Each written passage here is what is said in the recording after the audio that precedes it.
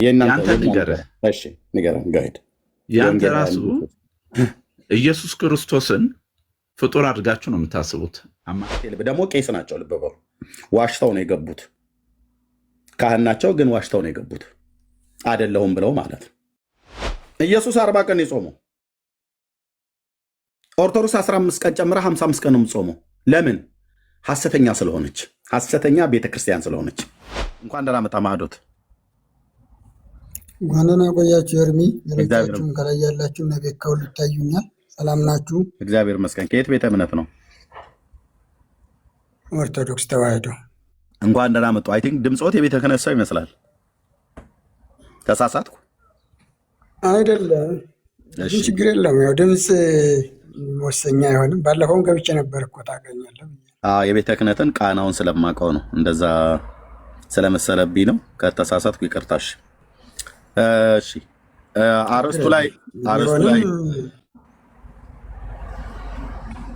የቤተ ክህነት ሰው ስለመሰሉብኝ ነው። ኤኒዌይ ከሆኑ በቤተ ክህነት በሚጠሩበት በዛ ልጠራዎት ነው። አንተ ባል ችግር የለውም። በሆንም ባልሆንም እሺ ችግር የለም። እሺ ወንድሜ እንኳን ደህና መጣ።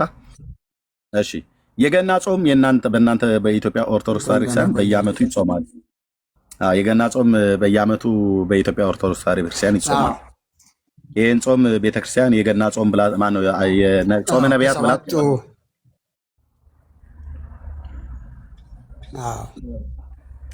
የብሉይ ኪዳን ነቢያት ይህን ጾም ጾመውት ነበር።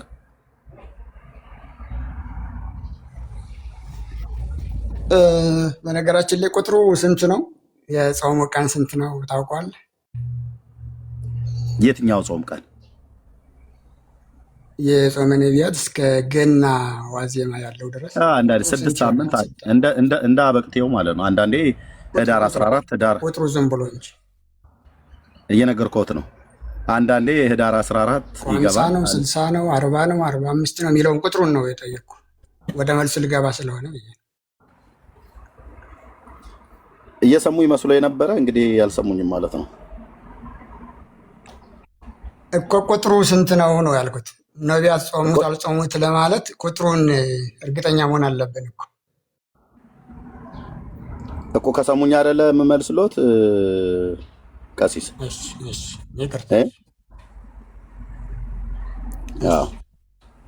ከሰሙኝ ነው የምመልስሎት ማለት ነው። እና እየተደማመጠ ለማለት ነው። እንደየ አበቅቴው ይለያያል። አይ ቲንክ አበቅቴው ላይ የካላንደሩ ላይ ማለት ነው። አንዳንዴ በ14 አንዳንዴ በ15 በወርሃ ህዳር ይገባል ማለት ነው። እና አንዳንዴም በ28 አንዳንዴ በ29 ደግሞ ወርሃ ታኅሳስ ላይ ይፈታል። ይህ ማለት አንዳንዴ 42 ቀን አንዳንዴ 43 ቀን ይሆናል ማለት ነው። ተሳሳት? ጥሩ። አይ ትንሽ ነው ተጠግተሃል። ችግር የለውም። በሁልጊዜ የሚገባ በ15 ነው። ህዳር 15 ነው የሚሆነው። 44 ቀን ይሆናል ወይም 43 ነው። 44 እና 43 ልክ ነኝ ማለት ነው። 42 ወይ 43 ይሆናል፣ 44 ወይ 43 ይሆናል ማለት ነው። 44 ይሆናል። ይኸው 40 ነው የነቢያት ጾም የሚባለው 40ው ነው። 4 ወይም 3ቱ የሌላ አባቶች ጾም ነው። 40 የጾሙ ይታወቃሉ። ያው ሙሴ ጾሟል 40 ቀን፣ እሱ ነው የነቢያት ጾም የሚባለው። ሙሴ ጾሞ ምን ተቀበለ? ያው ይታወቃል። ቃላትን 10ቱ ቃላትን በሁለቱ ጽሌዎች ወይም በሁለቱ ጽላቶች ተቀብሏል። ቃላቱ ደግሞ የእግዚአብሔር ቃል ናቸው። እኛም ደግሞ የእግዚአብሔር ቃል የሆነውን ክርስቶስን በሕይወታችን ይወለድ ዘንድ ወይም በእኛ ይወለድ ዘንድ ዕለት ዕለት ይወለድልን ዘንድ እንጾማለን። ጾሙ ለዛ ነው አባቶቻችን እንድንጾም ያዘዙን። እነ ኤልያስም ጾመዋል። 40 ቀን ምግብ ተመግበው 40 ቀን ጉዞ ያሄዱበት 40 እንደ ጾሙ ይታወቃል። ክርስቶስም የአባቶቹን ስርዓት ሊፈጽም ነው እና የመጣው 40 ቀን ጾም አሳይቶናል። እሱም 40 ቀን የጾመውን እንጾማለን። ከወደፊት 1 ሳምንት የሌላ ጾማለን። 55 ቀን ያው ቅዱስ ስትናገር ስለሰማሁ አንደኛው ሕማማት ነው። ሕማማትን አባቶቻችን ትንሣኤውን በፊት ሕማማት ትንሣኤ ያለ ለማለት ሕማሙን ማስታወስ ስላለብን ሕማማቱን ጨምረዋል። ነው። እንግዲህ የነቢያት ጾም ሲባል ይሄ ነው። እነ ኤርምያስም ጾመዋል፣ እነ ዳዊትም ጾመዋል። ስጋ በማጣት እነ እንጀራ እላፊ እንጀራም አልበሉም፣ እነ ዳንኤል ይታወቃል። እነዚህ ጾመዋል። ግን ለምን ጾሙ የሚባለው ለጊዜው ቢሆንም ለመጣባቸው መከራ ማሳለፊያ ቢሆንም ነቢያት ጾመዋል። የጾሙት መወለዱን ትንቢት ይነገር ስለነበረ ትንቢቱን ተናግረው ብቻ አይደለም በጾሙ ይጠይቁ ነበረ። ቀኝ እጄን ላክልን፣ ብርሃንህን ላክልን እያሉ እየጾሙ ነበር። እነ ዳዊትም ብርሃንን ላክልን ቢሉ ቀኝ እጄን ላክልን ቢሉም እየጾሙ ነበር እንጂ ዝም ብሎ አይደለም። ስጋ በማጣት ወይም ቅቤ በማጣት ሰውነቴ ከሳ እስከሚል ድረስ ዳዊት የተናገረው እየጾመ ነበር እንጂ ዝም ብሎ አይደለም የነበረው። ስለዚህ አባቶቻችን ጾሙ ነበር ማለት ነው። ያን ተከትሎ ነው መቼም በእናንተም ገና ይከበራል ይመስለኛል። ኤርሚ ገና ወይም ልደት ማለት ነው። ወደ እሱ ከመምጣቱ በፊት እነዚህ የብሉይ ኪዳን ቅዱሳን ነቢያት እንደ ጾሙ በመጽሐፍ ቅዱስ ላይ ቅድም ጠቃቅሰው ነግረውኛል። የኢትዮጵያ ኦርቶዶክስ ቤተክርስቲያን አብይ ጾም ነው ጾመ ነቢያት ወይ ደግሞ ይሄ ገና ጾምን እንጾማለው ብላ ስትል የብሉይ ኪዳኑን ነቢያት በአብይነት ጠርታ ነው።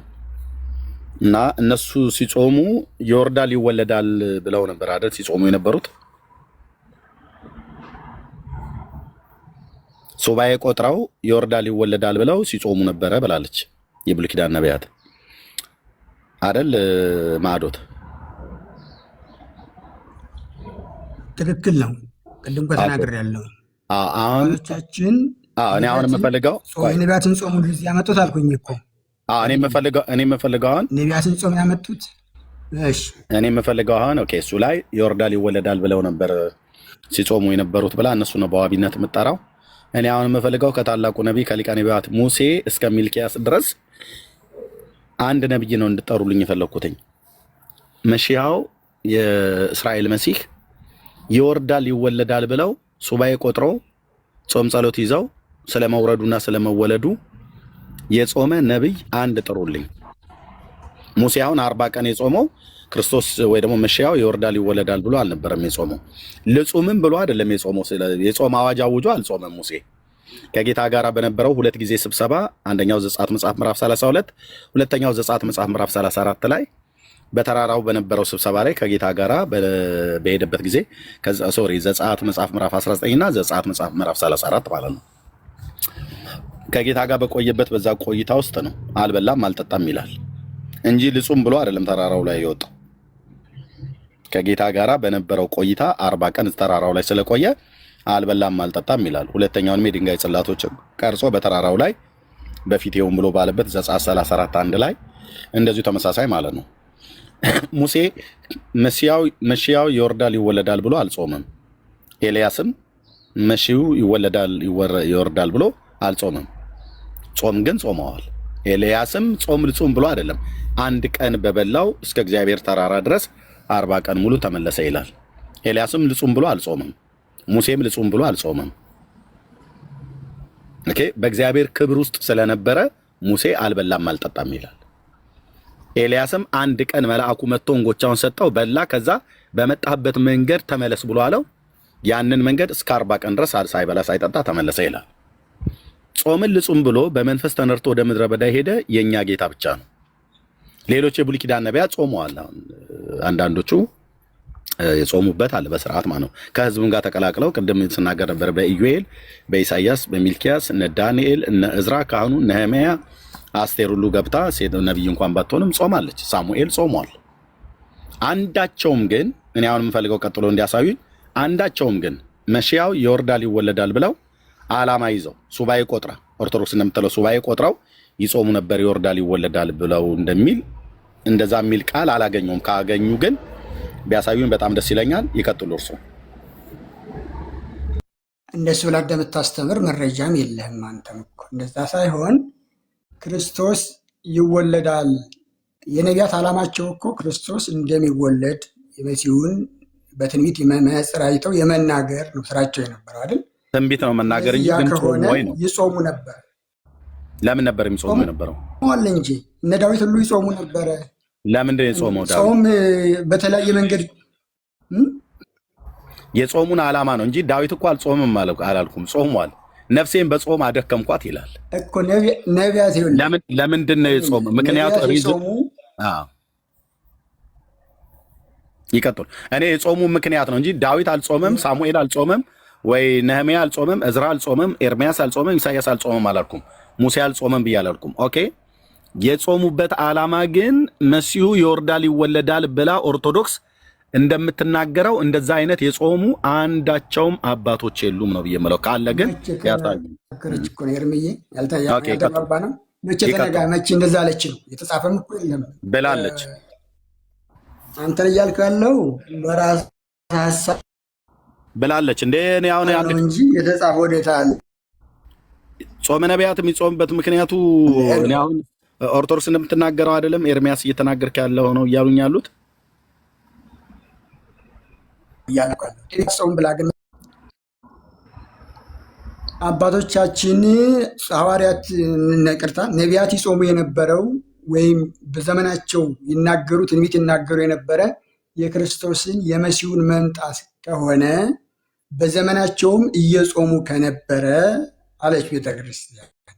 እኔ እንደምረዳው ነው፣ ከተሳሳትኩ አባቶቼ ስለሚያርሙኝ ማለት ነው። እየጾሙ ከነበረ የገናን ጾም እኛስ ምን ብለን እናክብር አሉ አባቶች። እንዲያ ከሆነማ አባቶቻችን 40 ጾመው የተቀደሰ ነገር ጽላትን ያህል ተቀበሉ። እነ ኤልያስ የ40 ቀን ጉዞ ተጓዙ። ሌሎቹም አባቶቻችን ጾሙ፣ ከመከራው አለፉ። ከመከራው ያሳለፈን ክርስቶስ ስለሆነ ሲወለድ ዝም ብለን ነው የምናከብረው። መቼም ዛሬ ነገ ይወለዳል ብለን እንደማናከብረው ታውቃለህ። አንድ አባቶቻችሁም መግለጫ ይሰጣሉ፣ ሌሎቻችሁም ሲሰጡ እናያለን። የታኅሳስ 28 ሊሆን ይችላል 29 ሲሆን ማለት ነው።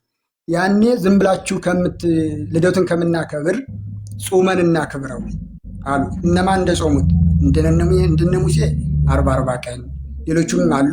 የእነ አብርሃም ሶርያዊ ነው፣ ሌላ ታሪክ ስለሆነ 4 ቀን የተጨመረችው እሷ ናት። እነዛን ጨምረን እንጹም።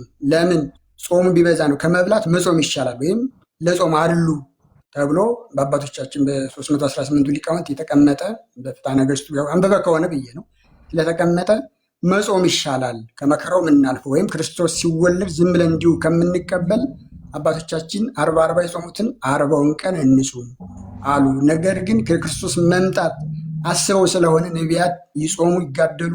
በፈተናው ጊዜ ኤርሚያስ በስደቱ ጊዜ ይጾሙ የነበሩት ጾምንም አውጀው ይጾሙ የነበሩት መከራው እንዲያልፍላቸው ክርስቶስ የመከራው የሚያሳልፍላቸው መሲሁ ሲመጣ ስለነበረ ያ ሁሉ ታሳቢ አድርገው ነው ይጾሙ የነበረ ብላ ቤተክርስቲያን 40 ቀን ደንግጋ ታስጾማለች ነው እያልኩ።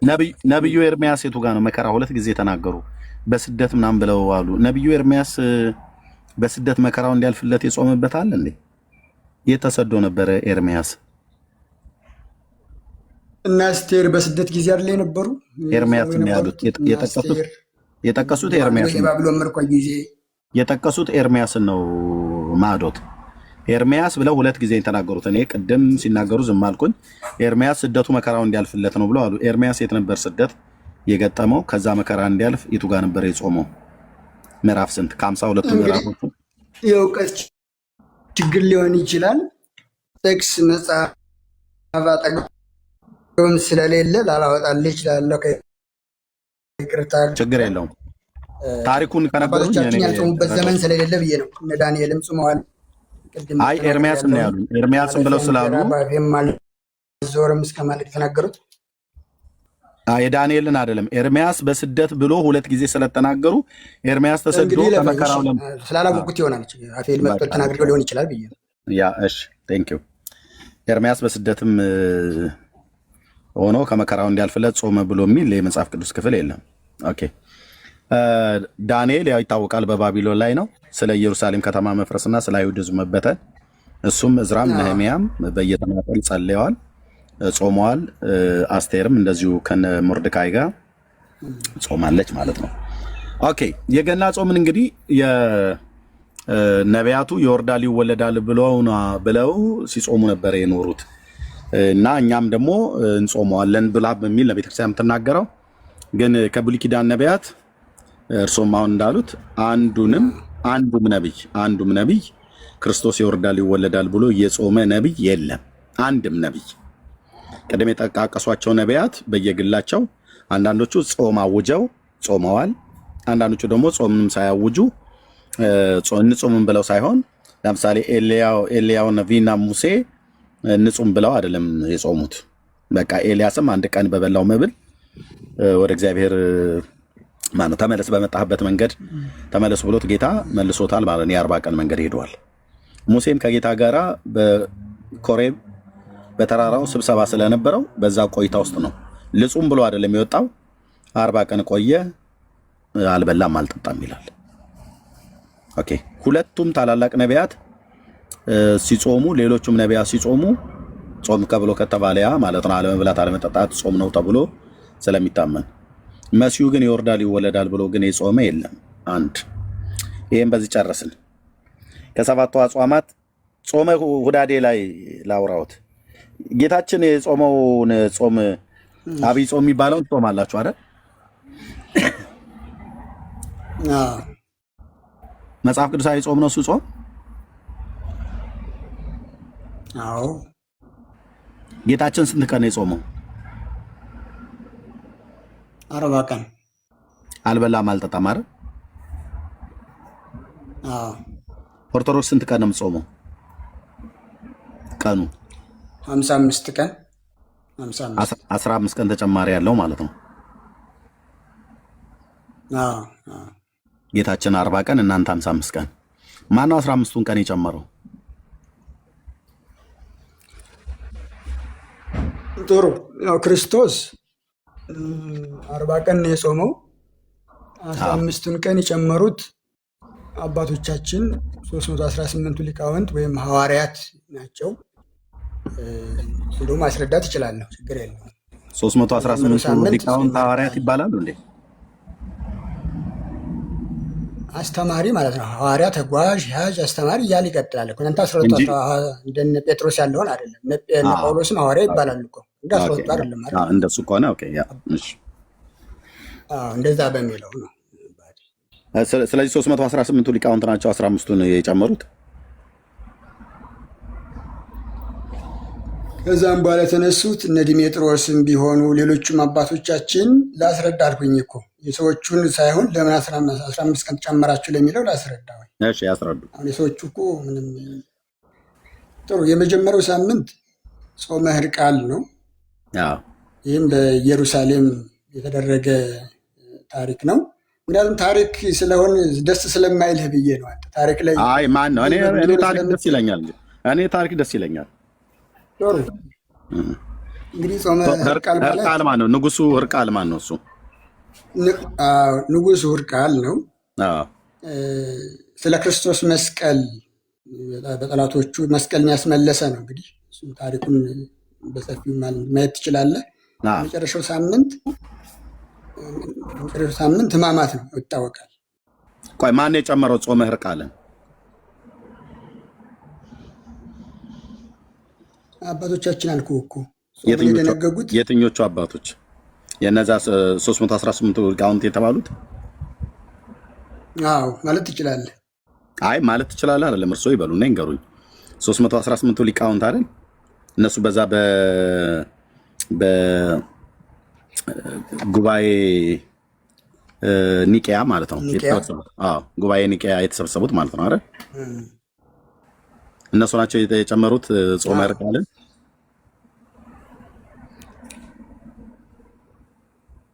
ምን ያረግ አሁን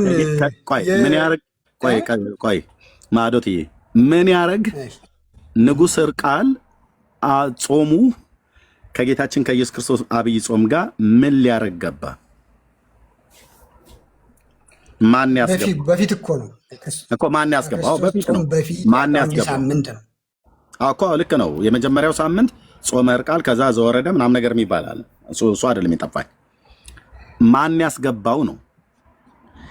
ሐዋርያት ይሄን ደንግገዋል። የበጉ ሐዋርያት 12ቱ ይሄንን ሰውዬ ጾመ ሕርቃል የንጉሱ የሕርቃል ጾም ተብሎ የዕርቃል ጾም ተብሎ እንዲገባ አይ ቲንክ ከሜዶናውያን ጋር መሰለኝ የተዋጋው።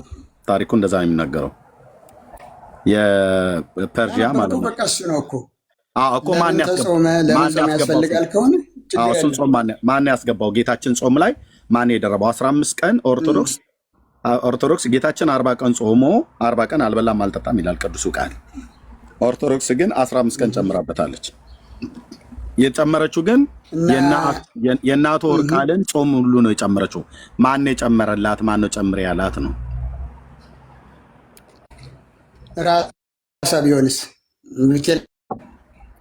ራሷ ቢሆንስ ራሷ ቢሆን ልክ ነው። ለምን በሐዋርያቱ ትምህርት ስለማትመራ ለምን በእግዚአብሔር ቃል ላይ ያመፀች ቤተክርስቲያን ስለሆነች ራሷ ትጨምራለች ማለት ነው። ኤርምዬ እንደዛ አይደለም። ቆይ ብሉ ማለት ነው የሚሻለው ክርስቶስን የሚያስመስል ጹሙ ማለት ነው። እስኪ ንገረኝ። ማለት ነው የሚበልጠው ጹሙ ማለት ነው የሚበልጠው። እስኪ ንገረኝ ማዶትዬ። ኦርቶዶክስ ቤተክርስቲያን መሰረቴ በሐዋርያት መሰረት ላይ የተመሰረትኩ ቤተክርስቲያን ነኝ ትላለች አይደል? በሐዋርያትና በነቢያት ኦኬ። በሐዋርያትና በነቢያት መሰረት ተመስርቻለሁ ብላ ስትል ምን እያለችን ነው? በቅዱሳት ነቢያት፣ በብሉይ ኪዳን ቅዱሳን ነቢያት በተተነበየና የሁላችን ጌታ በሆነው በእግዚአብሔር ልጅ በኢየሱስ ክርስቶስ ቅዱሳት ሐዋርያት በተጻፈ በመንፈስ ቅዱስ ኢንስፓየር እያደረጋቸው በጻፉት እስትንፋሰ እግዚአብሔር በሆኑት በቅዱሳት መጽሐፍት አምናለሁ እያለች ነው አይደል? መሰረቴ እሱ ነው፣ ቅዱሱ ቃል ነው፣ ብሉይና አዲስ ኪዳን ነው እያለች ነው አይደል? አጽዋሟ እንደዚህ ከዚህ ቃል የተቀዳ መሆን አለበት። አጽዋማቷ፣ የትኛውም አምልኮቷ፣ ስርዓቷ በብሉይ ኪዳንና በአዲስ ኪዳን መጽሐፍት ላይ ተፈልጎ መገኘት አለበት። ዋቤ አድርጋ የምትጠራቸው እነ ቅዱስ ጴጥሮስን ጸሐፍተ ሐዋርያትን፣ እነ ቅዱስ ማቴዎስን፣ እነ ቅዱስ ጳውሎስን መሆን አለበት። ምክንያቱም መሰረቴ ብላ ካለች አበው እንደሚሉት ነገርን ከስሩ ውሃን ከጥሩ ይላሉ እና ስለዚህ ወደ መሰረቱ ስንሄድ ኦርቶዶክስ መሰረትሽ ማን ነው ብለን ስንላት የብሉይ ኪዳንና የአዲስ ኪዳን ቅዱሳት ነቢያትና ቅዱሳት ሐዋርያት። ኦኬ። የማዕዘንሽ ድንጋይ ማን ነው ስንላት ክርስቶስ ኢየሱስ። እንደዛ ከሆነ አጽዋማትሽም ትምህርትሽም ሃይማኖታዊ ልምምድሽም በሙሉ የሚቀዳው ከየት ነው ማለት ነው? ከመጽሐፍ ቅዱስ ነው ማለት ነው። ስለዚህ ከመጽሐፍ ቅዱስ ከተቀዳ ኢየሱስ ጌታችን 40 ቀን ጾሟል። እሱ የጾመውን ጾም 40 ቀን እጾማለሁ ብላ ካለች ኦኬ፣ ቀኑን ሳታዛንፍ 40 ቀን መጾም አለባት። አሁን ግን እያደረገች ያለችው 55 ቀን እየጾመች ነው። ጌታችን ኢየሱስ ክርስቶስ ማጨምሩ አሉ ነው። የግድ እኮ የጌታን ቃል ማጉደል ብቻ አይደለም፣ አትጨምርምም ብሏል። መጨመርንም ይከለክላል፣ ማጉደልንም ይከለክላል። ስለዚህ 15ቱ ቀንን የነ አቶ ዕርቃልን የንጉሱ የዕርቃልን ጾም በጌታችን ጾም ላይ አምጥቶ ጨምሮ ጹሙ ብሎ ያለው ማን ነው? የትኛው ሐዋርያ ነው ነው እያልኮት ያለሁት በመሰረቱ ቤተ ክርስቲያን እኮ የመደንገግ እንደዚህ አሁን ስርዓት ነው፣ ቀኖና ነው፣ ዶግማ አይደለም። ዶግማም ቀኖናም ራሷ ቤተክርስቲያን እኮ ለልጆቿ ቀምራ ማስቀመጥ ትችላለች እኮ አይደል እንዴ? አንድ ቤተክርስቲያን የራሱ ተከታዩን እኮ ይህን አድርጉ አታድርጉ ማለት አይችልም እንዴ? መብት የላትም እያልከኝ ነው ኤርምዬ? ትችላለች እኮ ትችላለች፣ ግን መጨረሻው ሕማማት ነው። ትንሣኤን ለማክበር ያድምጡኝ። ቤተክርስቲያን ትችላለች፣ ስልጣን አላት። የምትችለው ግን ሪትን በሆነ በተጻፈው በብሉይና በአዲስ ኪዳን በቀደሙ አባቶች በነቢያትና በሐዋርያት የሁላችን ጌታ በሆነው በኢየሱስ ክርስቶስ በተሰበከ ወንጌል በቅዱሳት መጽሐፍት መሰረት ላይ ቆማ ነው። እሷ ከተጻፈው እውነት ውጭ ወጣ ዘውሃቦሙ ስልጣነ ለሐዋርያት እያለች ኦኬ፣ ያ ለሐዋርያት የተሰጠ ስልጣን ለእኔም ተሰጥቷል ብላ እስካለች ድረስ በተጻፈ በእግዚአብሔር ቃል ላይ ሳትጨምር ሳትቀንስ ሪትን ለሆነው ለተጻፈው ለእግዚአብሔር ቃል ታማኝ ሆና ያንን ነው ማራመድ ያለባት። አሁን ግን ጌታችን 40 ቀን ጾመ ይላል የተጻፈው። ኦርቶዶክስ ግን የለም የኢየሱስ ጾም 40 ቀን ነው፣ እኔ በላው ላይ ግን 15 ቀን ጨምራለሁ። ምክንያቱስ ማንም የሚጠይቀኝ የለም። ህዝቡም እንደሆን በቃ ዝም ብዬ አስተኝቸዋለሁ። ርብዬ እና ዕዳ በደል ያመጣል ስንጨምርበት፣ ጾሙ ስንቀንስ እና ስንጨምር ያመጣል። ስለጨመርን ዕዳ በደል ይመጣብናል። ያመጣል እንጂ ምን ብሎ እስኪ ንገረኝ። በምን መንገድ ጨምራችሁ ጾማችሁ ይላል? እግዚአብሔር በቃሉ ላይ አንዳች አትጨምር ይላል አይልም? ቃል ማለት ምን ማለት ነው? አይ ይተው እንጂ ቃል ማለት አንዳች አትጨምር የሚል ጾሙ ለምሳሌ ክርስቶስ አርባን የጾምኩና 40 ጾም ብሏል እንዴ? ቃል ማለት ገብተህ እንደገና ደግሞ ቃል ማለት ሎጎስ ማለት ነው። ቃል ማለት ቨርብ ማለት ነው። አካላዊ ቃል አለ፣ ቨርብ አይደለም። አይ ንግረተ ቃል አለ ምናምን ነገር ብሎ የሚል ያድምጡኝ ወይ እንደዛ በቃሉ ላይ አንዳች አትጨምር አንዳችም አታጉድል ይላል እግዚአብሔር ቃል። ካላወቁት አሳየታለሁ። የዮሐንስ ራእዩን ነው እንደዛ የምትለው? ዘዳግምና ምሳሌ ነው የምነግረውት። ራእይ 22 አይደለም የምነግረውት እኔ ዘዳግምና ምሳሌ ላይ። አሁን ችግሩ ምንድን ነው? ጾሙ በመጨመሩ እስኪ የሚያመጣብን እንዳ ነገረን ምን ይላል መጽሐፈ ምሳሌ ላይ? በቃሉ ላይ አንዳች አትጨምር እንዳይዘልፍህ አንዳች አትጨምር ይላል። ኦኬ ጌታችን 40 ቀን ጾም ጨምሩ ቃል ነው ትለዋለህ አንተ። ያድምጡኝ። 40 ቀን ጌታችን ከጾመ እናንተ 55 ቀን ለመጾም ማን የፈቀደላችሁ ሲጀምር ነው? አንደኛ ሲጀምር ምክንያቱ እኩል ነግርህ አይደለ እንዴ? ይቀጥሉ፣ ያው በቃል ጾት ይቀጥሉ፣ ከዛ ነው ይናገራሉ። ይቀጥሉ 55 ቀን ይጾምበታል። ምክንያቱም በደንብ ዘርዝረው ይንገሩኝ። ይቀጥሉ። እሺ እንግዲህ ቀመር እናውጣ ተብሎ አይደለ መከራ እያየን ያለ ነው። እንግዲህ ቤተክርስቲያን አትብሉ ብላ ካለችን ክርስቶስ በማቴዎስ 6 ያለው ይታወቃል። መቼም ጾሙ እንዳለ ክርስቶስ አይደል? ግን ጾሙ ሲል እንደ ህገ መንግስት ነው። ህገ መንግስት ደግሞ ይተረጎማል። አባቶቻችን እንዴት ተረጎሙት? ስርዓቱን ያስቀመጡልን በሐዋርያት አባቶቻችን የተተኩ ሊቃውንት ቤተክርስቲያን እስከዛሬ የምትጠቀምባቸው የራሷን ቤተክርስቲያን የምትመራባቸው ስርዓቶች ይወጣሉ። ከዛ እየተቀዱ እንደ ህገ መንግስት መጽሐፍ ቅዱሱ ጾሙ ያለ ክርስቶስ ግን ምን በከምን እንጾም፣ እንዴት እንጾም፣ ስንት ሰዓት እንጾም የሚለውን ደግሞ አባቶቻችን ሊቃውንት ያን ቀመሙ አስቀምጠውልናል፣ ወይም ቀምሮ አስቀምጠውልናል። ዘወረደ ቀጥሎ ያለው ቅድስት ነው። ከቅድስት እሁድና ቅዳሜን ብትወስድ ማለት ነው 15 ቅዳሜና እሁድ አሉ። ከዛ መሃል ምንቆጥራቸው ማለት ነው። እነዚህ እኛ የታዘዝነው እስከ 12 ሰዓት እንድንጾም ነው። ይህ የአፈጻጸም ችግር አለበት። አዎ ቤተክርስቲያን የምታዘውና እኔ የምፈጽመው ሰው ስለሆንኩ ደካማ ስለሆንኩ ላልፈጽመው እችላለሁ። 9 ሰዓት እበላለሁ። እውነት ነው። እኔ ጿሚ ነኝ አይባልም። ነኝ ተብሎ በክርስትና ስለማይታወቅ ነኝ ማለት ትዕቢት ስለሚያመጣ 12 ሰዓት ተደንግጓል። 9 ሰዓት የሚጾም አለ፣ 6 ሰዓት የሚጾም አለ። ኧረ ጠዋትም ይበላል። እውነት ነው። ግን በዛ ቤተክርስቲያን ልትለካ አትችልም። 15 ቀናት አሉ። እነዚህ 15 ቀናት ቅዳሜና እሁድ መጾም ስለማይችሉ በዛ ተተክተዋል። አንድ ሁለተኛ የመጀመሪያው ጾመ ሕርቃል ለምንድን ነው የጾመው? ያው ቅድም ታሪኩ ስላነበብከው ስላልከኝ ነው። ካነበብከው ሰዎቹ ጾሙልኝ፣ ጾም ያዙልኝ አረማውያን አሸንፈውን መስቀላችን ወስደውብናል ተብሎ መስቀል ለማስመለስ የተደረገ ጦርነት ነው። ስለዚህ ያን በጾምን ስለሆነ ያሸነፈው ያን የሚመለስ ነገር በህይወታችን ያጣነው ነገር ካለ በጾም ይመለሳል ብሎ አባቶቻችን ከክርስቶስ ጾም በፊት 1 ሳምንት ጨመሩ።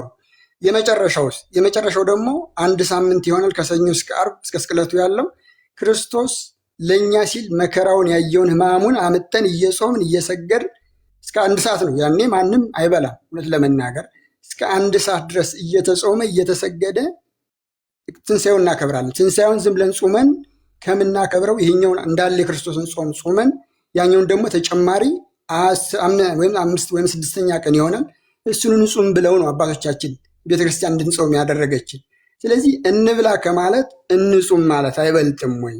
አሁን ጾምን እንደ ሌላ ኢሹ ተነስቶ ቤተክርስቲያን ትነቀፍበታለች ወይ? አሁን መጾምን የአፈጻጸም ችግር ከሆነ መመካከር ሲቻል ግን በዜሮ ማባዛት ይቻላል ነው? ነውር አይመጣም ወይ? እንዲሁ የምንተችውን እንደው ብናው ደስ ይለኛል ለመናገር። ቤካም ቤት ገብቼ አውቃለሁ።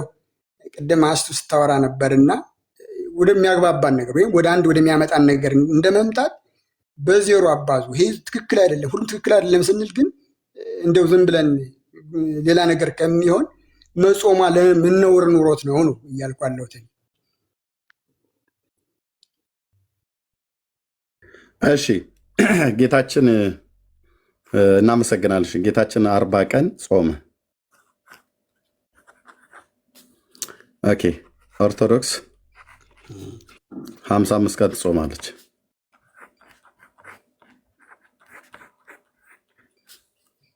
የስንት ቀን ልዩነት አለ? 15 ቀን ልዩነት አለ። ኦኬ ይህንን 15ቱን ቀን 15 ቅዳሜና እሁዶች አሉ አሉ።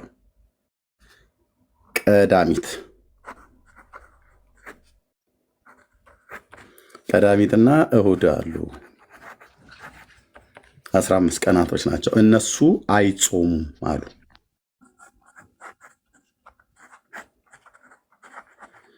ኦኬ የማይጾምበት ምክንያት ሰንበት ስለሆኑ ነው አይደል?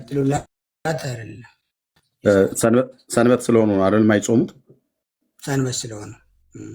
ሰንበት ስለሆኑ የማይጾሙበት። ኤርሚ አትጾሙ ያላለ ወይ ቅዳሜና እሑድ የሚለውን ልንመጣ ነው ገና በደንብ ልንመጣ ነው። አይጾሙም ምክንያቱም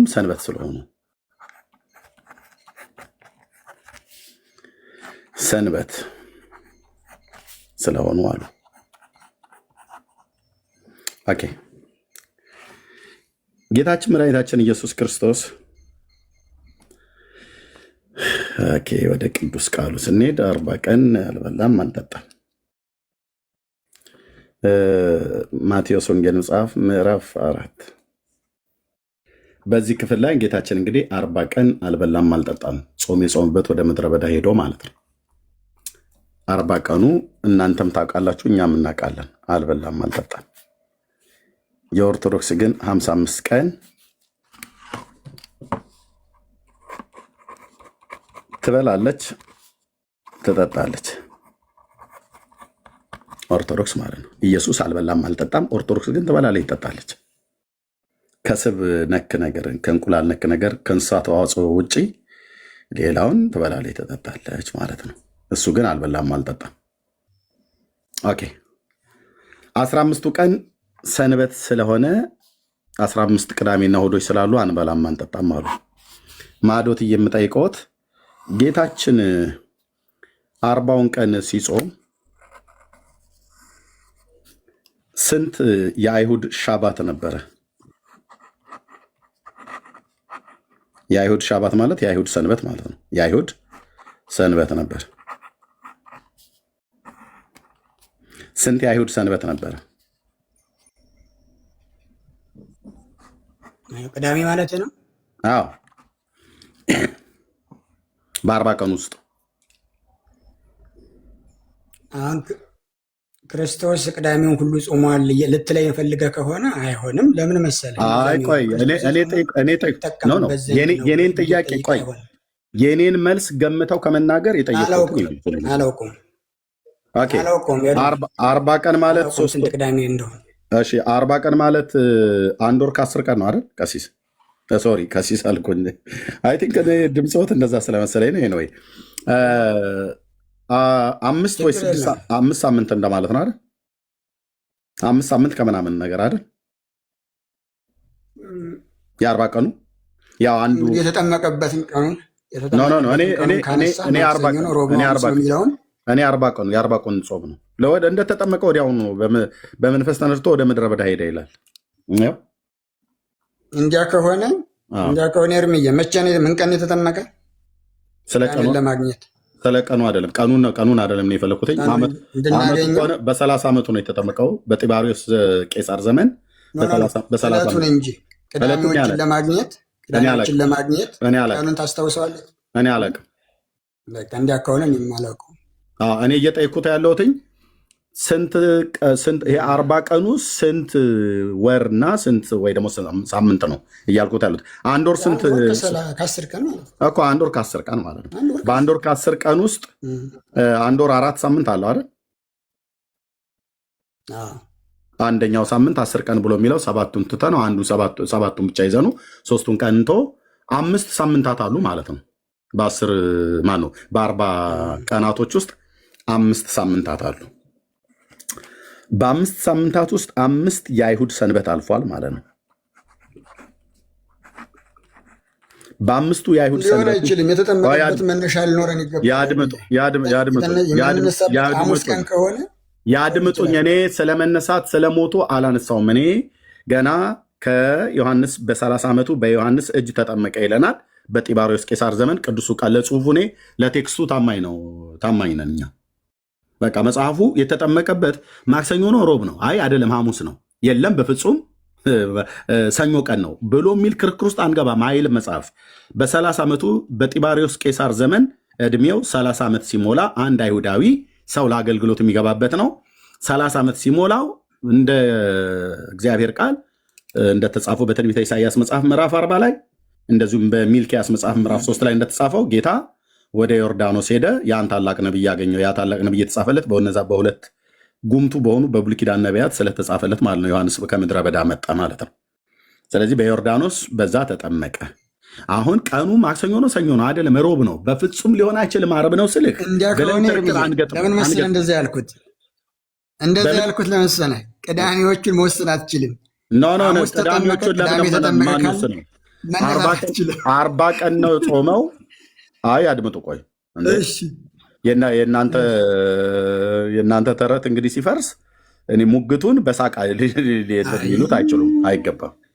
ኦኬ ጌታችን 40 ቀን ነንስቶፕ ነው የጾመው ሳያቋርጥ ማለት ነው።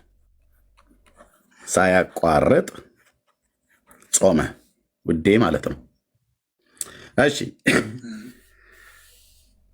በዚህ በ40 ቀን ውስጥ 5 ሳምንታት አሉ። በ5 ሳምንታቶች ውስጥ 5 የአይሁድ ሻባት ሰንበት ቀን አለ ማለት ነው። ይሄ ሰንበት በምን አወቅ? ያድምጡ እርሜ በምን አወቅ? ያድምጡ። በሳምንታ ቀን አይሁድ አርብ ከሰዓት በኋላ ሰንበታቸው ይገባል። የሚያወሩት ከኤርሚያስ ጋር ነው። በምን አወቅ ብለው ካሉ ታናክ ነው ብሉይ ኪዳን ማለት ነው። 6 ቀን ስራ ስሩ በሰባተኛው ቀን ረፉ ብሎ ያለው የሳምንቱ የመጀመሪያ ቀን የተባለው በአዲስ ኪዳንም በብሉይ ኪዳንም ማለት ነው። የሚያወሩት ከኔ ጋር ነው። ልብ ይበሉ። ኦኬ በምን አወቅ ካሉ በቅዱሱ ቃል ነው። እኔ ጴንጤ ነኝ። ኦኬ ኖ ይቅርታ፣ እንደዛ ማለት ያድምጡኝ አልኩት። ቀደም ሲያወሩ ሰማሁ አይደለ? ቅዳሜ 5 ቅዳሜ ልትላት ትችልም። ያድምጡ በወር ውስጥ ስንት ያድምጡኝ። እሺ እንደዚህ እንዳይሉ የኦርቶዶክስን ተረት ብትንትን አድርጌ ነው የማፈርሰው ማለት ነው። በምን በእውቀት ልብ በሉ። እናንተ 40 ቀን ክርስቶስ ጾመ፣ እናንተ ግን 55 ቀን ጾማችሁ። 55 ቀኑን 15 ቀን ጨምራችሁበት። ማን የጨመረው? የአቶ ህርቃል ሁሉ ጾም ገብቶበታል። አቶ ህርቃል የሚባለው ሰውዬ ማለት ነው። ማን የጨመረው? አባቶቻችን ብለዋል። እነዚህ አባቶች እነማን ናቸው? በኋላ እናየዋለን። 3 ምዕት ብለው ሊሉ ፈለጉ። ቅድም የቱ ጋር ጉባኤ ኒቅያ ላይ የነበሩት? አዎ ድንጋጌው ካለ ይነግሩናል። ልክ ጸሎታ ሃይማኖት ነአምን በአሐዱ አምላክ እግዚአብሔር አብ አሐዜ ኩሉ ዓለም ብለው የደነገጉትን ድንጋጌ የኒቅያውን ክሪድ ልክ እዛ ጋ ይሄን ጾም ይግባ ብለው ደንግገው ከሆነ ይነግሩናል። ታሪኩን የሚያውቁት ከሆነ እኔ ይህን ሰውየውን ታሪኩን ስለማውቀው ነው የምነግርዎት። የትኛው መጽሐፍ ላይ በምን ጊዜ እንደተጻፈና ማን እንዳስገባው እርሶ ይነግሩናል ማለት ነው። ኦኬ አሁን ግን ልቀጥል። ጌታችን 40 ቀን ጾመ። 40 ቀን ማለት ወር ከ10 ቀን ማለት ነው። በአንድ ወር ውስጥ ስንት ሳምንታት አሉ? 4 ሳምንታት አሉ። በነዛ ሳምንታቶች ውስጥ ሳምንቱ በገባ 6 ቀን አይሁድ ስራ ሰርተው በሰባተኛው ቀን ሻባት ያርፋሉ ማለት ነው። 6 ቀን ስራ ይሰራሉ። ስራህን ስራ ተብሏል። በሰባተኛው ቀን ግን እረፍ ተብሏል። እረፍት አድርግ ተብሏል። ስለዚህ ጌታችን 40 ቀን ሲጾም በዚህ በ40 ቀን ውስጥ 5 ሳምንታት አሉ። በ5 ሳምንታቶች ውስጥ 5 ሻባቶች አልፈዋል። ከምድረ በዳ ሻባት በሚገባ ሳለ አርብ ከሰዓት በኋላ ከምድረ በዳ እየመጣ ወደ ኢየሩሳሌም እየመጣ ወደ ቤርሸባ ወይ ደግሞ ወደ ሌሎች ወደ ናዝሬትም ይሁን ወደ ሌሎች ከተሞች እየሄደ ማኪያቶና ቡና እየጠጣ አይደለም እየተመለሰ የጾሙ። የጾም በየአይነት እየበላ አይደለም መጥቶ ተመልሶ የጾሙ። ሲጀምር እነሱ የጾም በየአይነትም የላቸውም። ኦኬ በአይሁድ ባህል ግን የሚበላውን መብል አይሁዳዊ ሰው ነው እና ጌታዬ ከምድረ በዳ 6 ቀን እየጾመ በሰባተኛው ቀን ግን ሰንበት አይበላምና በሰንበት ይበላልና በሰንበት አይጾምምና በሰንበት ብሎ በመካከል እየመጣ ብሬክ እየወሰደ የሆነ ነገር እየቀማመሰ እየወረደ እንደገና ደግሞ በቃ በሳምንቱ የመጀመሪያው ቀን እሁድ ማለት ነው በእነሱ ተመልሶ እንደገና ደግሞ ወደ ምድረ በዳ እየሄደ 4ቱን ሳምንታት 5 ጊዜ ወደ ከተማ ብቅ እያለ እየጠየቀ እየጠጣ እየበላ እንደዚህ እያለ አይደለም የጾሙ። እናንተ እንደምታደርጉት ማለት ነው። ነን ስቶፕ ነው የጾመው። ማለት ሳያቋርጥ ማለት ነው። አልበላም አልጠጣም ይላል። ሲጀምር 40 ቀን አልበላም አልጠጣም። የኢትዮጵያ ኦርቶዶክስ ቤተክርስቲያን የኢየሱስ ክርስቶስን ጾም አይጾሙትም። እውነቱን ልንገራችሁ፣ በ100% የተረጋገጠ ማንም ጾሙ አያሳየንም። ሊጾሙትም አይችሉም። 4 ነጥብ። ጌታችን የጾመው ክርስቶስ የጾመው ለምንድን ነው? ልሰጥዎት ነው። ሊጾሙ ለምንድን ነው? ምክንያቱን አይደለም። እንደ ክርስቶስ ሁኑ እያልከን ነው እንዴ? ምክንያቱን አይደለም። ክርስቶስ ያልኩ አንሆንም። እባክዎትኝ አቋርጦኝ፣ ቅድም እንደሰማሁትኝ ጨርሼ ስሰጦት እርሶም ደግሞ በረጅም ያወራሉ። ጌታ የጾመበት ምክንያቱ ምንድነው? እሱ ላይ እናወራለን። አሁን እናንተ በመጀመሪያ ለቀኑም ታማኞች አይደላችሁም። 15 ቀን ጨምራችኋል። አቶ ህርቃል የተጨመረው ጾም ኤክስ ነው እያልን ያለ ነው። ይሄ 15 ቀን የጨመራችሁትም ጾም ትክክል አይደለም። እናንተ ጌታ 40 ቀን ያድምጡ። 40 ቀን ጾመ ከተባለ ለ40 ቀኑ ታማኝ ሆናችሁ 40ውን ቀን እንኳን መጾም አልቻላችሁ። በቃሉ ላይ አንዳች አትጨምር እናም አታጉድል ነው ያለው መጽሐፉ። በቅዱስ ቃሉ ላይ ጭማሪንም ይከለክላል፣ ማጉደልንም ይከለክላል። እናንተ ግን አላጎደልንም እንጂ ምን አለበት ብሎ በሚል 40 ቀን ጾሙ ይላል። ኤርምዬ 40 ቀን ጾሙ ይላል። ኧረ ተው ኤርምዬ ተው አላለም እኮ ጌታችን 40 ቀን ጾሙ አላለም ሲጀምር። በሱም እኮ የኦርቶዶክስ ተረት እኮ ሊፈርሳል እኮ እና ከቃሉ አትጨምሩ አልከን እኮ። ከምኑ ቃል ነው የምንጨምረው? የቀነስነው ሲጨምር ነው። 40 ቀን አይደለም የሚለው ቅዱስ ቃል። ጌታችን 40 ቀን አይደል የጾመው? እና ነውሩ ምንድን ነው እኮ? ነውሩ ምንድን ነው? ነውሩ ማለት ምን ችግር አለ ከመብላት? እባክዎትን እየተደማመጠ በምን አለበት ነው አይደል ሃይማኖት የምትሰብኩት? እኛ እኮ ምን አለበት እኮ ነው የገደለን። ኦኬ በመጽሐፍ ምሳሌ መጽሐፍ ምዕራፍ 30 ላይ የእግዚአብሔር ቃል እንደዚህ የሚል ቃል ላሳየሁት። ቁጥር 6 ጴንጤ ብጋ ነው አይመጡት። እንዳይዘልፍህ ያድምጡ፣ እንዳይዘልፍህ ያድምጡ እባክዎትን።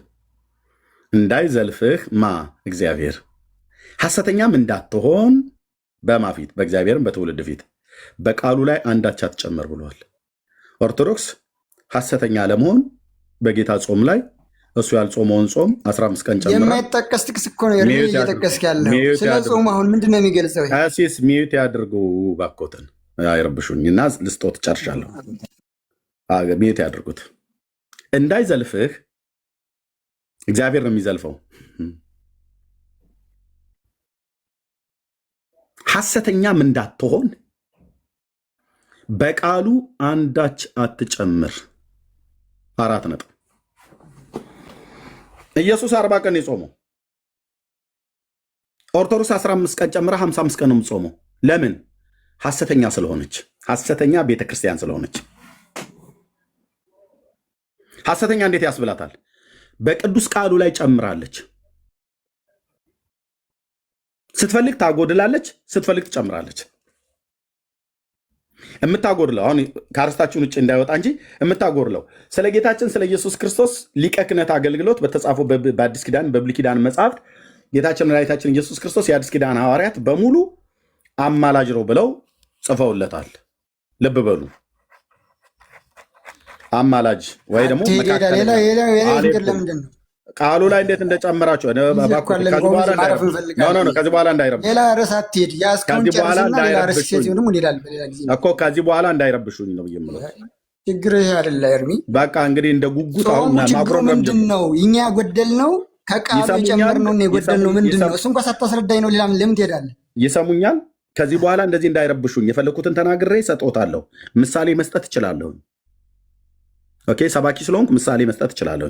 ከዚህ በኋላ እንደዚህ የሚያደርጉ ከሆነ ታች ይወርዳሉ። ኦኬ፣ እርሶ ሲያወሩ እኔ ጸጥ ብዬ ነው የሰማሁትኝ። እርሶ ግን እስካሁን ስንት ጊዜ ብሬክ ገቡብኝ እኔ ላይ። እኔም ሰጦታለሁ፣ ረጅም ያወራሉ። በኋላ እንደ ጉጉት ወፍ እያጉረመረሙ ማይክ እየከፈቱ ማውራት የለበትም።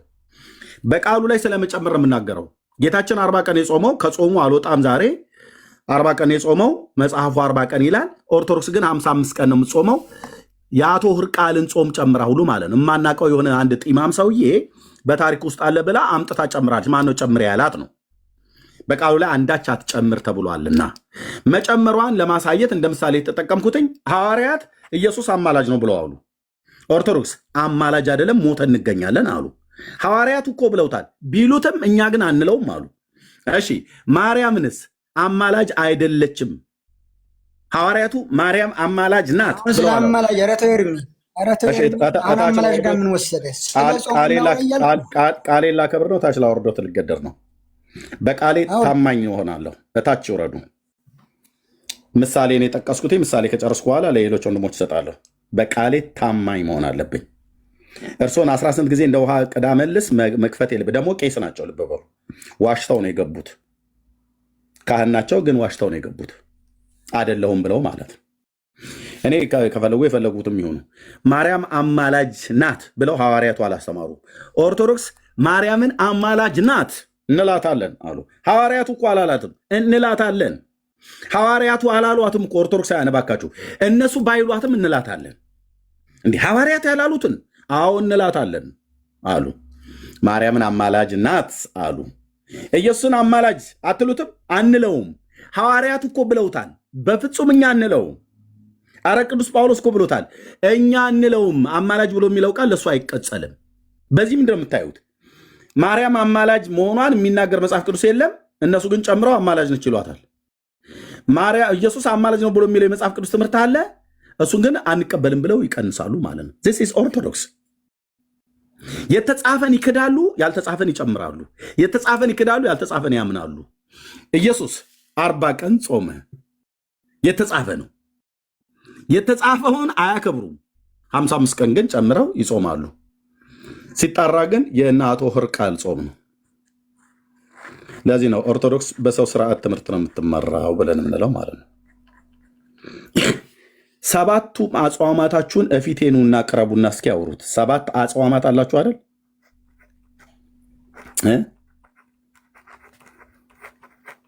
7ቱ አጽዋማታችሁ በዜሮ ይባዛል። ኑና ከኔ ጋር አውሩ። ቴንክ ዩ። ይህንን ብዬ ልሰጥዎት ነበረ። እንግዲህ እርሶ ላስቻሎትም 18 ጊዜ ብቅ ጥልቅ እያሉ ሲያስቸግሩኝ ወረዱ ማለት ነው።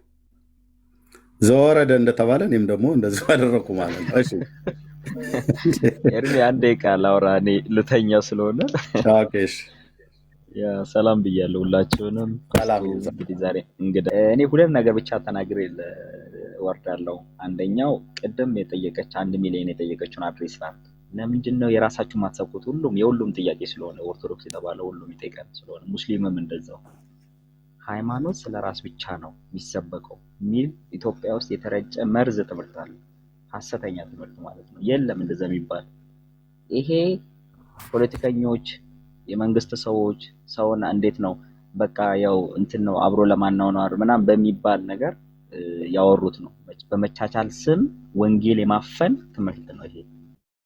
ስለዚህ ወንጌል ሲነገር የማይነካ ሃይማኖት የለም። ነገር ግን እኛ ግን ሐሰትን አንናገርም። ያልተጻፈ አናነብም፣ ሐሰትን አንናገርም። የማያምኑትን ያምናሉ ብለን አናወራም። ኦኬ። ግንስ የሚያምኑትን ዶክመንትድ የሆነ ኦተንቲኬትድ የሆነ የራሳቸውን ትምህርት ማስረጃ ያለውን ግን በማስረጃ እንሞግታለን። ሐዋርያው ቅዱስ ጳውሎስ ኦኬ በማስረጃ ለማይታወቅ አምላክ ሲሰግዱ አይቶ ይሄንን የማይታወቅ አምላክ ሲሰግዱ አይቻለሁ ብሎ ይሄን አምላክ ማታውቁት ብሎ ነው የነገራቸው እንጂ እናንተ እኮ በጣም የተከበራችሁ የምታውቁት የማይታወቀውን አምላክ እያሞካሸ የለም። በቃ የማይታወቀውና የማይታወቅ ብለን ማርያም ታማልዳለች ብላችሁ ታስተምራላችሁ። ይሄንን ማርያም ታማልዳላችሁ ብላችሁ ታስተምራላችሁ ብለን ነው የምናወራው። ማርያም ሰው ገላለች፣ በታምረ ማርያም ተብሎ ተጽፏል። በመስቀል ወቅታ ገደለች ይላል። ይሄንን በመጽሐፍ የተጻፈው ወቅታ ገላለች ብለን ነው የምናወራው። የሆነ ነገር ሰምቲንግ ልናደርገው አንችልም። አንድ እሱ ነው። ሁለተኛ ህዝባችን ነው። ኦኬ በቃ እኔ ድኛለሁ፣ ከዛ በኋላ ምን አገባን? ህዝቡ ከፈለገ ሲወል ይግባ፣ ከፈለገ ግን ምን አገባን ብለን ምንተው አይደለም። ኃላፊነት ተሰጥቶናል። ወንጌል ስንቀበል አብሮ ሪስፖንሲቢሊቲ ያለው ወንጌል ኦኬ የሆነ ሃይማኖት ተቀበለን ምንኛበት አይደለም። ይሄንን ስጨርስ ወደ ሁለተኛው ልመለስ፣ ወደ ጾሙ። የቀደሙን የጾመ ነቢያት እንግዲህ ነብይ አንድም ሊያመጡ አልቻሉ፣ ሊያመጡም አይችሉም። ኢየሱስ እንዲወለድ እና ውረድ ተወለድ ብሎ የጾመ አንድ ሐዋርያ አንድ ነብይ የለም። ስለዚህ ኦርቶዶክስ ጾመ ነቢያት ብላይ የሰየመችው ስህተት ነው። ሁለተኛ በዚህ ዘመን መጾማ ነው ስህተት የሚያደርጋት። በዚህ ዘመን ኢየሱስ ተወልዷል።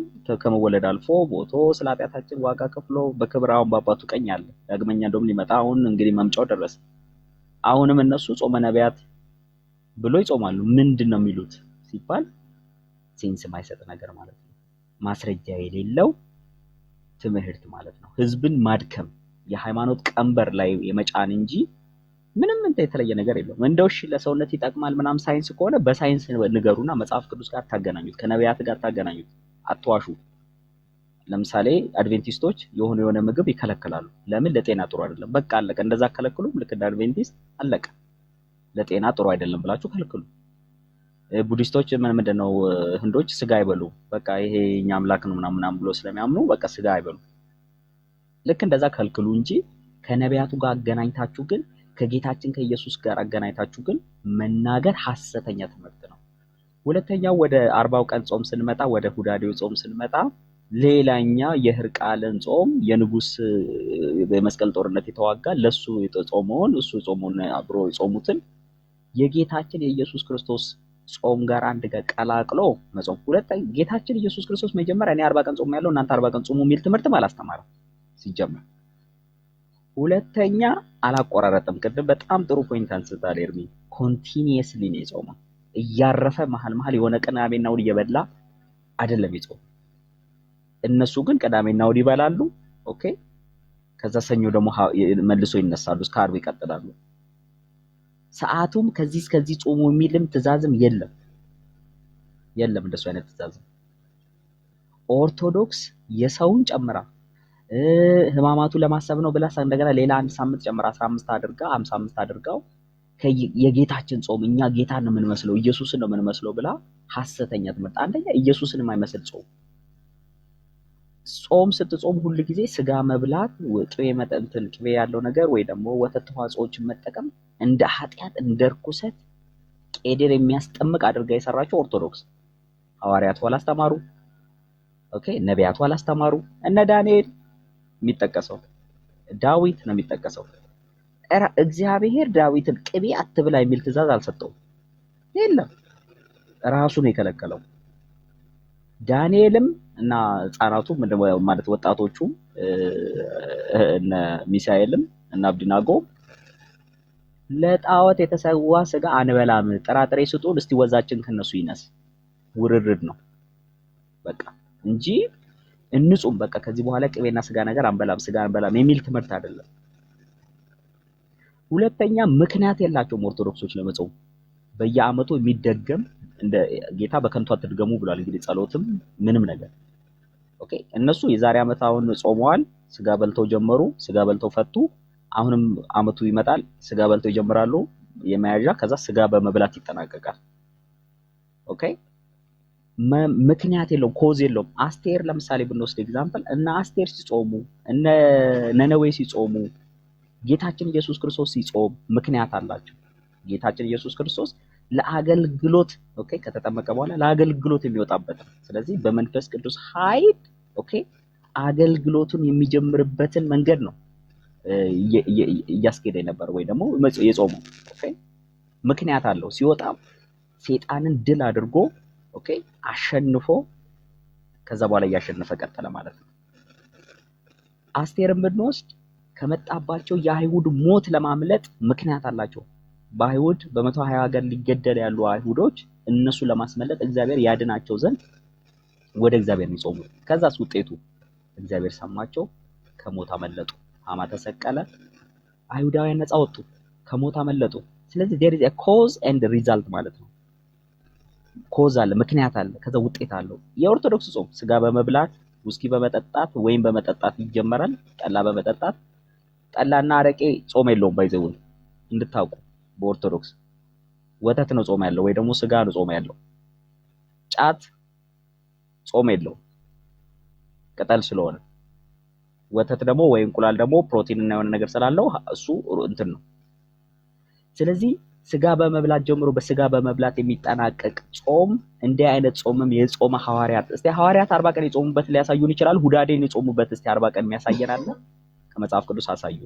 አንዱ መጠይቅልኝ ኤርሚዬ ከዚህ በኋላ እኔ ስለማልከፍት ማይክ ሐዋርያቱ እነሱ እንደ ጾሙ የጾሙት 7-9 ጾም የጾሙትን እስቲ ያሳዩ። መጽሐፍ ቅዱስ ጠቅሰው አሳዩን እስቲ።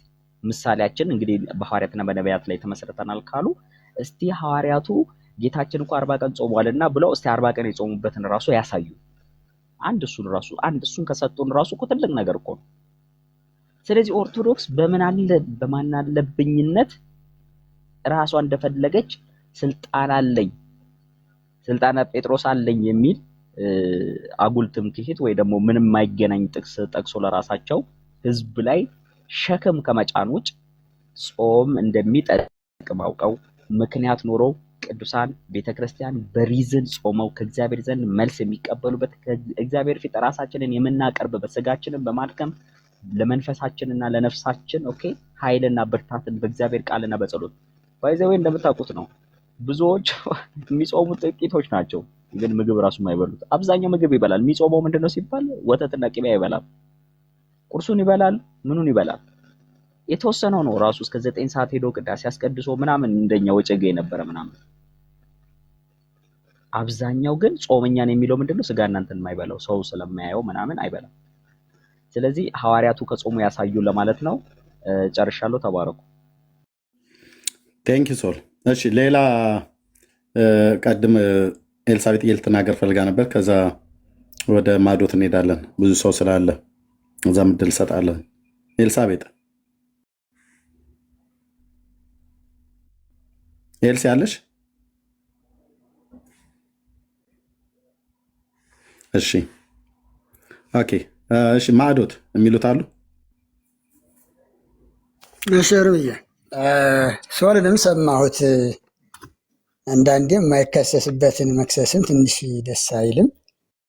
እንግዲህ ሶል ሲያወራ ሰምቸው ነበርና አንዳንዴ ወደ ክስ ያዘነብሉ አሉ፣ ወይም የአፈጻጸም የተከታዮች ድክመትን እንደ ቤተ ክርስቲያን አድርጎ የወሰደበት አንዳንድ ነጥቦችም አሉ። ይሄ አስኬድም። እውነት ለመናገር የእኔ ድክመት ነው እንጂ የቤተ ክርስቲያን ድክመት እንዳልሆነ መገንዘብ ያስፈልጋል።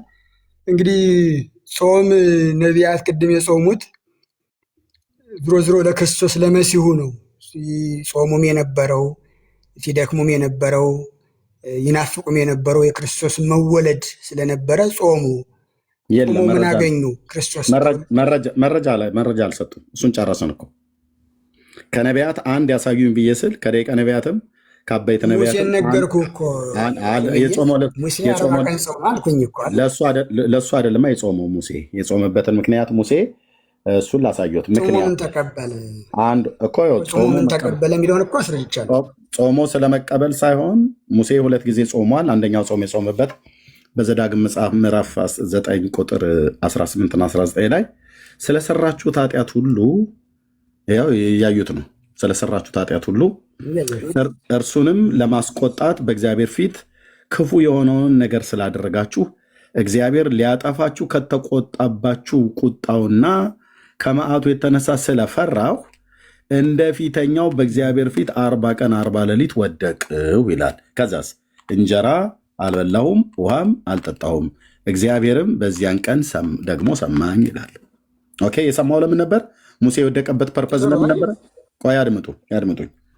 ሙሴ የጾመበት ምክንያት ምን ነበረ? እንደ ፊተኛው ማለት የፊተኛው የድንጋይ ጽላትን ለመቀበል ነበር። ዘጸአት 19 ላይ ወጣ፣ ዘጸአት 32 ላይ ከተራራው ወረደ። ኦኬ፣ እንደ ፊተኛው የጾመው ለምን ነበረ? ፊተኛው የጾመው የድንጋዩን ጽላት ለመቀበል ነው። በዛ ጊዜ ስላልበላ ስላልጠጣ ማለት ነው። አሁን ግን ስለሰራችሁት ክፋት ኃጢአት ሁሉ እርሱን ለማስቆጣት በእግዚአብሔር ፊት ክፉ የሆነውን ነገር ስላደረጋችሁ እግዚአብሔር ሊያጠፋችሁ ከተቆጣባችሁ ከቁጣውና ከመዓቱ የተነሳ ስለፈራው ሊያጠፋቸው ስለነበር ማለት ስለፈራው እንደ ፊተኛው በእግዚአብሔር ፊት 40 ቀን 40 ሌሊት ወደቅሁ፣ እንጀራም አልበላሁም ውሃም አልጠጣሁም፣ እግዚአብሔርም በዚያን ቀን ደግሞ ሰማኝ ይላል። ሰማውና ምን አደረገ? ህዝቡን አልቀሰፈም ማለት ነው። ይኸው በዛን ቀን ስለ አሮንም ስለ ወንድምየውም ጭምር እግዚአብሔርም አሮንን ሊያጠፋው እጅግ ተቆጣው፣ ስለ አሮንም ደግሞ በዚያን ቀን ጸለዩ ይላል። በዚያው ቀን ማለት ነው። ስለ ህዝቡ ጥጃ ስለሰራ እና ስላመለከ ማለት ነው። ሙሉ በሙሉ እንደ ህዝብ ነበር ሊያጠፋው የነበረው እግዚአብሔር ሙሉ በሙሉ። አንተ ለሌላ ህዝብ አረጋለሁ ይሄ ህዝብ አንገተ ደንዳና ነውና ብሎ ማለት ዘጸአት 32 ላይ ሙሉ በሙሉ ነው ሊያጠፋው የፈለገ የነበረው። እና በዚያን ቀን ታዲያ ምንድን ነው ያለው? ዘዳግም ዘጸአት መጽሐፍ ምዕራፍ 32 ኦኬ። ታናክ ላይ ብታወሩ ጥሩ ነበር ማለት ማውራት የሚችል ሰው ካለ ማለት ነው። እሺ ይኸው ምን አለ ይላል ቁጥር 7 ላይ እግዚአብሔርም ሙሴን ከግብፅ ምድር ያወጣው ህዝብ ኃጢአት ሰርተዋልና ሂድ ውረድ አለው። ከየት? ከተራራው ላይ ማለት ነው። ካዘዝኳቸው መንገድ ፈጥነው ፈቀቅ አሉ። ቀልጦም የተሰራው የጥጃን ምስል ለራሳቸው አደረጉ፣ ሰገዱለትም፣ ሰውለትም። እስራኤል ሆይ እነዚህ ከግብፅ ምድር ያወጡ አማልክት ናቸው አሉ ሲል ተናገረው። እግዚአብሔርም ሙሴን ይህንን ህዝብ አየሁት፣ እነሆ አንገተ ደንዳና ነው። አሁንም ቁጣዬ እንዲቃጠልባቸው እንዳጠፋቸውም ተወኝ፣ አንተንም ለታላቅ ህዝብ አደርግሃለሁ አለው እና ከዚያስ ሙሴም በእግዚአብሔር በአምላኩ ፊት ጸለየ ይላል። እዚህ ጋር ሲጸልይ ጾም ጸሎት ሁሉ ይዞ ነው የጸለየው። ዘዳግም 9 ቅድም ያወራሁት ቁጥር 18 እና 19 ማለት ነው። እና ጸለየ፣ አቤቱ ቁጣህ በኃይልና በታላቅ ኃይልና በጽኑ እጅ ከግብፅ ምድር ባወጣው በህዝብ ላይ ስለምን ተቃጠለ? ግብፃውያን በተራራ መካከል ሊገላቸው ከምድር ፊት ሊያጠፋቸው ለክፋት አወጣቸው ብለው ስለምን ይናገራሉ? ከመዓትህ ተመለስ፣ ለህዝብን በክፋታቸው ላይ ራራ። ዘራችሁን እንደ ሰማይ ከዋክብት አበዛለሁ፣ ይህንንም የተናገርኩን ምድር ለዘራችሁ ሰጣለሁ፣ ለዘላለም ይወርሷታል ብለህ በራሴ የማልላቸው ባሪያዎችን አብርሃምና ይስሐቅን የእስራኤልንም ያዕቆብ ማለት ነው እስራኤልንም አስብ። እግዚአብሔርም በህዝቡ ላይ ሲያደርገው ስለነበረው ክፋት ስላሰበው ነገር ክፋትን ራራ ይላል፣ አላደረገውም ማለት ነው። ልክ እንደዛ አድርጌ በዘዳግም መጽሐፍ ምዕራፍ 9 ቅድም ያነበብኩት ቁጥር 18 እና 19 ላይ ስለ ክፋታችሁ እግዚአብሔር ሊያደርግባችሁ ስለነበረው ነገር እህል ያልበላሁት ውሃ ያልጠጣሁትኝ ለዛ ነው ይላል። የጾመውና የጸለየው ጌታ ከእስራኤል ከበደለበት በደል በበደላቸው ምክንያት እንዳያጠፋቸው ብሎ ከዛ እንዲመልሳቸው ማነው ምሕረቱን እንዲያበዛ ከቁጣው እንዲመለስ ነው እንጂ የጾመው መሲሁ ይወርዳል ይወለዳል ብሎ አንድም አልጾመም። ሙሴ ስለ መሲሁ መምጣት ትንቢት ተናግረዋል፣ ግን አንድም አልጾመም። ኦርቶዶክስ የአብይ ጾም እያለች ህዝቡን ግራ የምታጋባው ውሸት ሶሪ የነቢያት ጾም እያለች ህዝቡን ግራ የምታጋባው ውሸቷን ነው። አንድም የብሉይ ኪዳን ነቢይ መሲሁ ይወርዳል ይወለዳል ብሎ የጻፈ የጾመ የለም። ቀደም አሳዩ ብለን ስንሎት አንድም ነቢይ ሊያሳዩን አልቻለም። ስለዚህ ዘግተነዋል ማለት ነው። ኢየሱስ ክርስቶስ ጾም ጋር መተናል። ኢየሱስ 40 ቀን ጾመ። ያው ሙሴ 40 ቀን ጾመ። ኤልያስ 40 ቀን ጾመ። ኢየሱስ 40 ቀን ጾመ። ኦርቶዶክስ 55 ቀን እጾማለሁ ትላለች። 15 ተጨማሪ ማለት ነው። ያድምጡ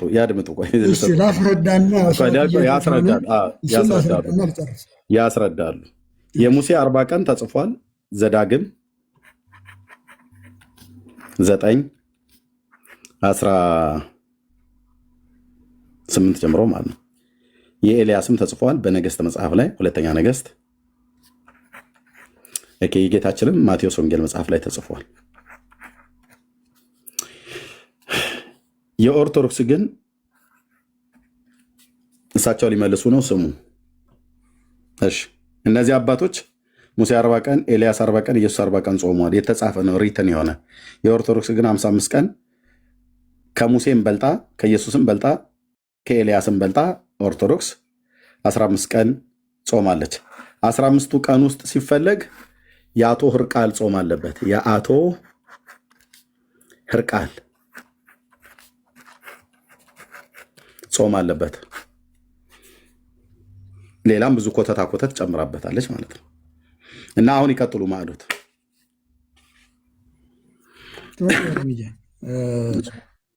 በመጀመሪያ እነ ሶል ያነሳቸውን አንዳንዴ ትክክል እንዳልሆነ መቼም መክሰስ ቀላል ስለሆነ ብዬ ነው።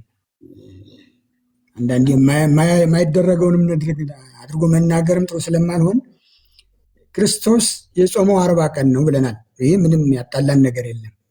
ይህን እኔ ስለ ጾም ጾሙ አላለም አይባልም። ክርስቶስ ያደረገው ለእኛ እያንዳንዳቸው ለጥቅም ነው። ለጥቅም የተደረጉ ነገሮችን የክርስቶስ ተከታይ እስከሆነ ድረስ እናደርጋለን። ይሄ በኦርቶዶክሳውያን እምነት ያለ ነው። አባቶቻችን እንኳንስ ቆይ ማዶ ትእዛዝ ሰጥቷል። ኢየሱስ ጾሙ ብሏል 40 ቀን ቀን ለምን ይነግርሃል? ጾሙ አላለም እንዴ ክርስቶስ? እኮ ጾሙ አለ እንጂ 40 ቀን ጾሙ አለ። እኔ እንደጾምኩት እያንዳንዱ ቁጥርማ ከተቀመጠል በሚችለው መጠን በቃ ምን አስጨነቆት? እርሶ በመጨነቅ የለበትም። ኦርቶዶክስ መጨነቅ የለባት። በቃ ኢየሱስ ያለው ድረስ በቂ ነው። ይኸው የተጻፈው በቂ ነው። ያልተጻፈውን እንዲህ ቢል እኮ ጥሩ ነበር እያላችሁ ከመትቀጥሉ የተጻፈው በቂ ነው።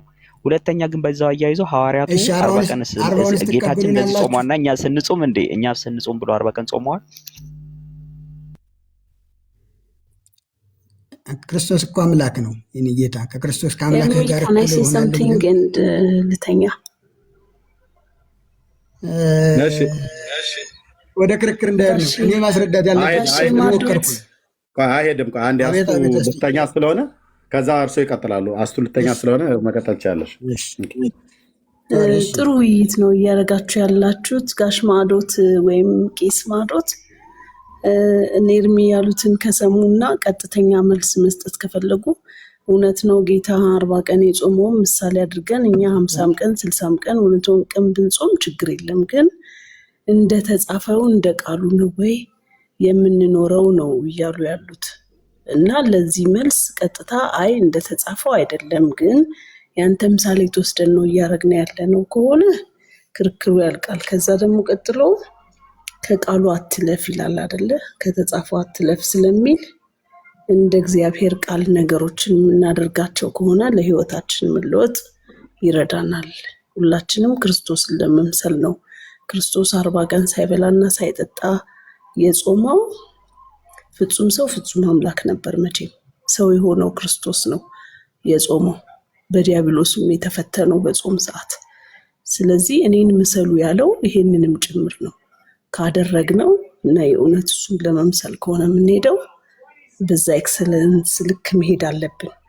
ወይ ካልሆነ ደግሞ ምሳሌውን ወስደን ቀን ሳንገድብ 365ቱንም ቀን ወደ ፈተና እንዳትገቡ ትጉና ጸልዩ ስለተባልን ጾምን የህይወታችን ላይፍ ስታይል አድርገን የምንቀጥለው እንጂ በቀኖች ገድበን የሆነ ፍሬም ሰርተንለት መጽሐፍ ቅዱስ ባላለን ልክ ማድረጉ ትክክል ነው ወይ ነው እኔ ኤርሚ ጥያቄ እንደገባኝና ትክክል ነው ብለው ያስባሉ። እቺን ብቻ ነው ወይ አይደለም ቢሉኝ ከዛ በተኛ ደስ ይለኛል። እሺ እስቲ እግዚአብሔር ያክብርልኝ። እሺ እግዚአብሔር ያክብርልኝ። ትክክል ነው የምለው። ክርስቶስ ታምራት አደረገ ከእኔም በላይ ታደርጋላችሁ ሲል ከክርስቶስ ከአምላክነቱ በላይ ይሰማላል።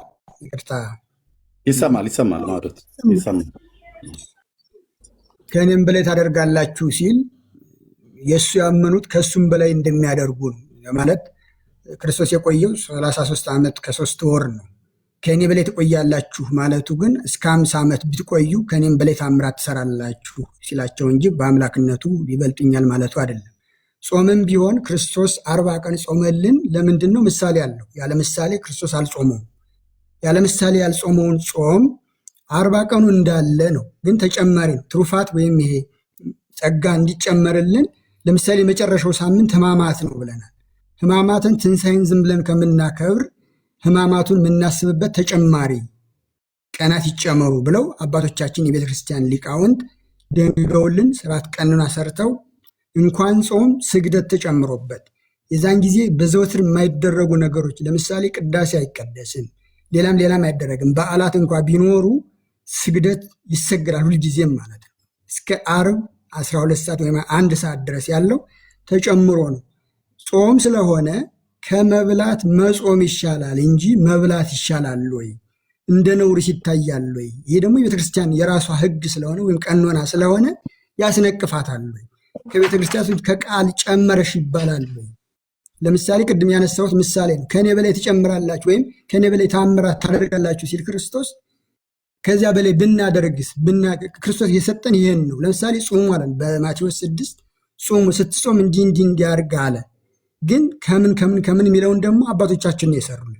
እሱ ጾሙ ብሎ በደፈናው አስተማረ። አድርጉ ትእዛዝ ከተላለፈ በኋላ እንዴት የሚለውን መተርጎም የሚችሉት ደግሞ ተማሪዎቹ ናቸው። ቀኖናው የሚሰሩት የእሱ ተከታዮች ናቸው። ቤተክርስቲያን ብትጾም ባትጾምም ፈቃዷ የሱ ነው። ዓመቱን ሙሉ የሚጾሙ እኮ አባቶቻችን አሉ በገዳም ዓመቱን ሙሉ ከባለ 50 ውጭ ባለ 50 የትንሣኤ እስከ ጰራቅሊጦስ ወይም እስከ 50 ቀን ያለው እሱ በትንሣኤ ዓርብና ሮብ የማይባላባቸው ናቸው በቤተ ክርስቲያን ስርዓት። ለምን?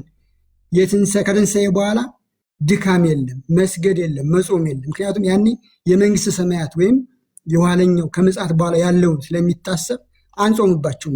የዛን ጊዜ እየተገደበውም ለዛ ነው። ከፋሲካ በኋላ ጾም ስለሌለ ዓመቱን ሙሉ አባቶቻችን ይጾማሉ።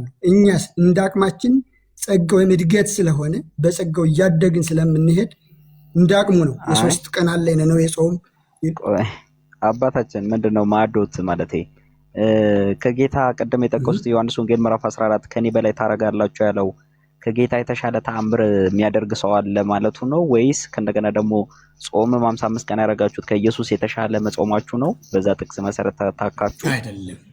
እና ለምን የጠቀሱት ማይሆን ጥቅስ ነው የጠቀሱት? በጣም አጉል ማያስኬድ ጥቅስ ነው የጠቀሱት። እና አብሮ ያልኩ ያለው የክርስቶስን ዮሐንስ 14 ነው አንተ ያነሳው እኩት ከእኔም በላይ ታደርጋላችሁ ሲላቸው አልኩኝ እኮ ተናግሬያለሁ። እድሜያችሁ 70-80 ቢሆን ብዙ በቁጥር ለምሳሌ ሊሆን ይችላል እንጂ በአምላክነቱ የሰራውን ስራ ሊሆን አይችልም። ምራቅን ተፍ ብሎ አይን ከልሙጥ ግንባር እንደሰራ ወይም ውሩን እንዳበራለት ሊያደርጉ ይችላሉ በአምላክነቱ ስለሰራው። ግን እድሜያቸው ረዘመ ለምሳሌ ክርስቶስ ካረገ በኋላ ከእኔም በላይ ታደርጋላችሁ ሲል በአምላክነቱ እኩል ይሆናሉ ወይም ይበልጡታል ማለት ሳይሆን ነው ያልኩት። አስረግጬ ነው የተናገርኩት። እሱ ከዛ ጋር ማይገናኝ ነው። ያለሁት ጾሙ ላይ ያመጡት ያው ቆዩና ጾሙ ላይ አመጣው 55 ቀነኛም የተሻለ በመጾም ብለው ከኢየሱስ የተሻለ ጾም እንደ ጾም ምንም የሚያጎራው ነገር የለም እኮ እያልኩ ያለሁት ስህተት ነው ሲጀም ነው። አይ ስህተት ነው። ስህተት ምንድነው የሚሆነው? እሺ ከኢየሱስ በላይ ልትጾሙ አትችሉም። የኢየሱስን እንኳን 40 ቀንና 40 ሌሊት መጾም አትችሉም። 15 ቀን ብንተው 40ውን ብንጾም ትቀበሉናላችሁ? አሁንም እኮ ችግር እኮ ነው። 40ውን አይጾምም እያላችሁ እኮ በዜሮ ተታባዙ። ቆይ እሺ፣ እሱን አስረዳሁት። ቆይ አንዴ ላስረዳሁት። አንደኛ ጾሙ የሚል ትእዛዝ ነው ያለው እንጂ 40 ቀን ጾሙ የሚል የለም። አንድ ሐዋርያትም 40 ቀን ጾሟልና ቆይ አንዴ አረባ እኮትን አንዴ ቆይ አዳምጡ። ሐዋርያቱም 40 ቀን ጌታችን ጾሟልና 40 ቀን ሲጾም ጴጥሮስን ዮሐንስን ሊያመጡ አይችሉም። በርተሎሜዎስን ሊያመጡ አይችሉም። ፊልጶስን ሊያመጡ አይችሉም። የለም። ኦኬ። ስለዚህ በመሰለኝና በደሳለኝ የሚሰራ ነገር የለም። ቁጥርና የምትፈልገው እርሶ ቁጥርና እያወረለ የእርሶ ቤተክርስቲያን 40 ቀን ብሎ እርሶ እየፈለጉ ነው ከኢየሱስ ጋር ለመመሳሰል እየፈለጉ ስለሆነ ቁጥሩን ይተውትና ጾም ግን በምክንያት ይጾማል። ልክ ጌታ በምክንያት እንደጾመው ከዛ ውጤት እንዳለው እና አስቴር እነ ነነዌ እያንዳንዱ እነ ዳንኤል ሁሉም ሪዝን አላቸው። ዳዊት ኤቭሪዋን ጾም የተባለ ሙሴ ቢባለው ቀደም ኤርሚያ ነበበ ነበር። ሪዝን አለ፣ ውጤት አለ። ከዛ እግዚአብሔር ካመጣው ማት ሲከለከል ታያላችሁ። ጌታችን በመንፈስ ቅዱስ ኃይል ጠላት ዲያብሎስ እንድንሲነሳ ያዩታል።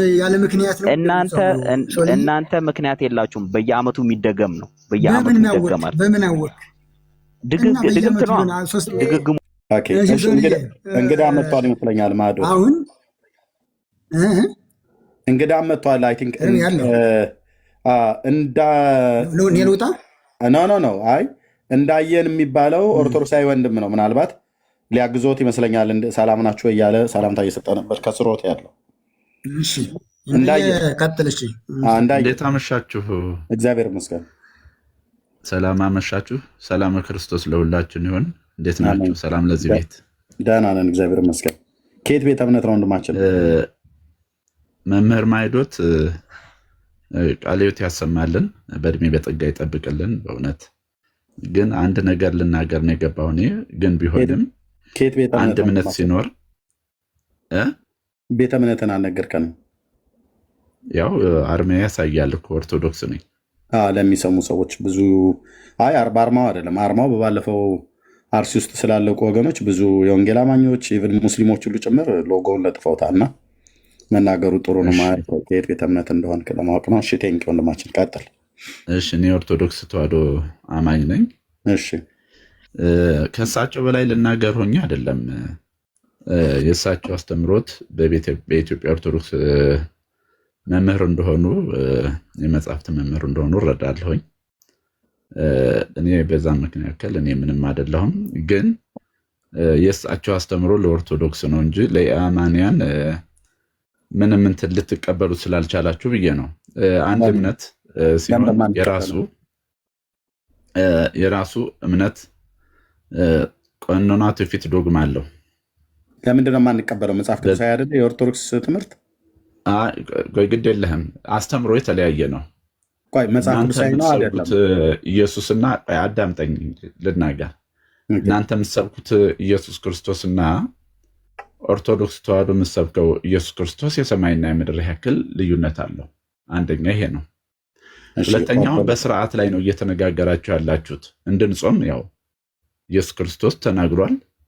ከነቢያት ጀምሮ ቅድም ስጠቅሱት የነበሩት ሁሉ 40 ቀን ሌሊት ሁሉ እየጾሙ እዚህ ደርሰናል። ቅብብሎች ነው እምነታችን።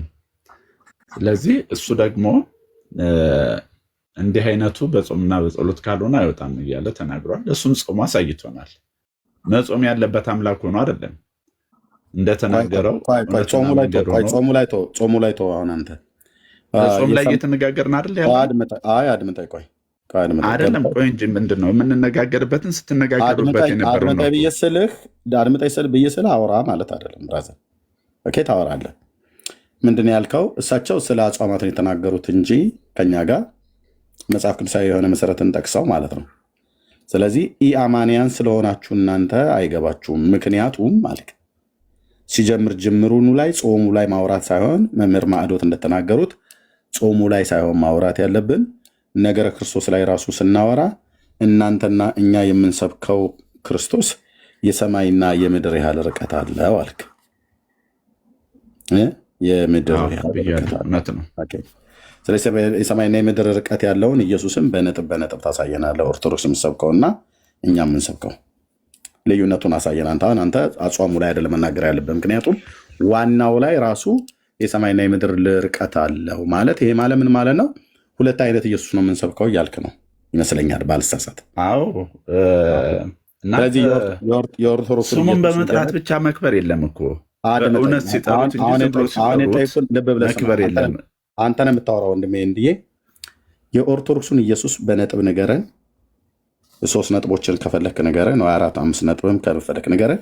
የእኛን ደግሞ የወንጌላውያኑን ተነግረናል። እዚህ ጋር የኦርቶዶክሱን የምትሰብከውን የሰማይና የምድሩ እሱን ያህል የኦርቶዶክሱን ንገረን በነጥብ።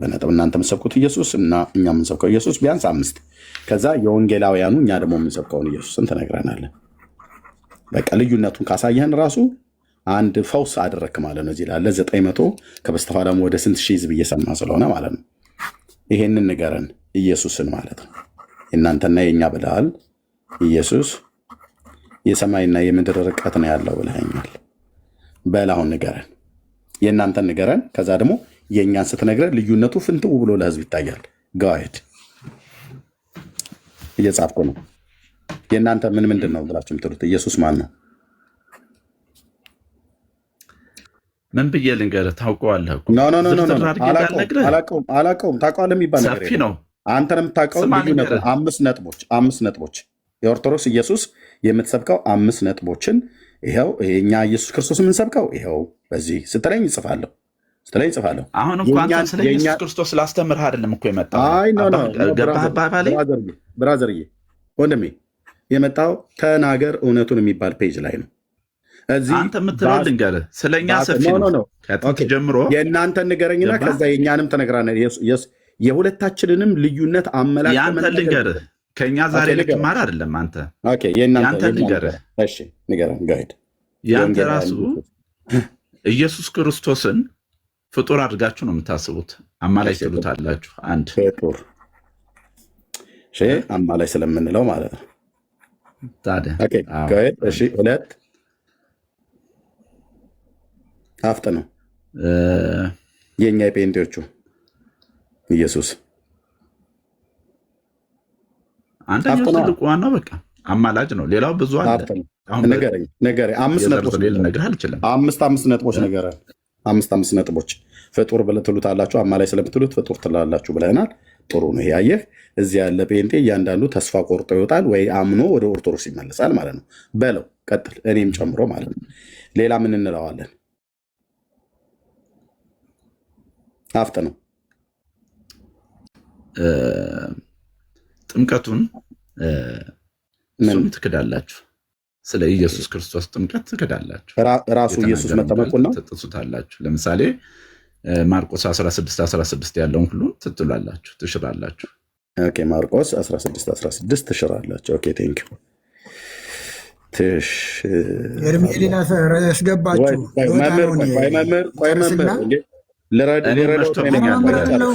የጨርስ በነገራችን ላይ የጨርስ ቋ እንደ ማዶት እሺ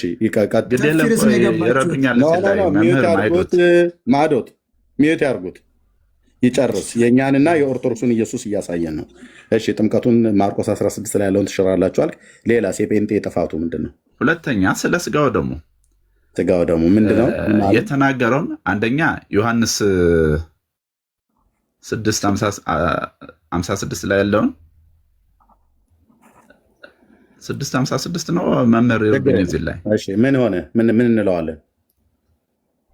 ስጋዬን ያልበላ ደሜን ያልጠጣ የዘላለም ሕይወት የለውም የሚለውን እናንተ ይህ ስጋዬ ነው የሚለውም ማቴዎስ 6 ላይ ማቴዎስ 26 ላይ ያለውን እናንተ ምንድነው የምትሉት?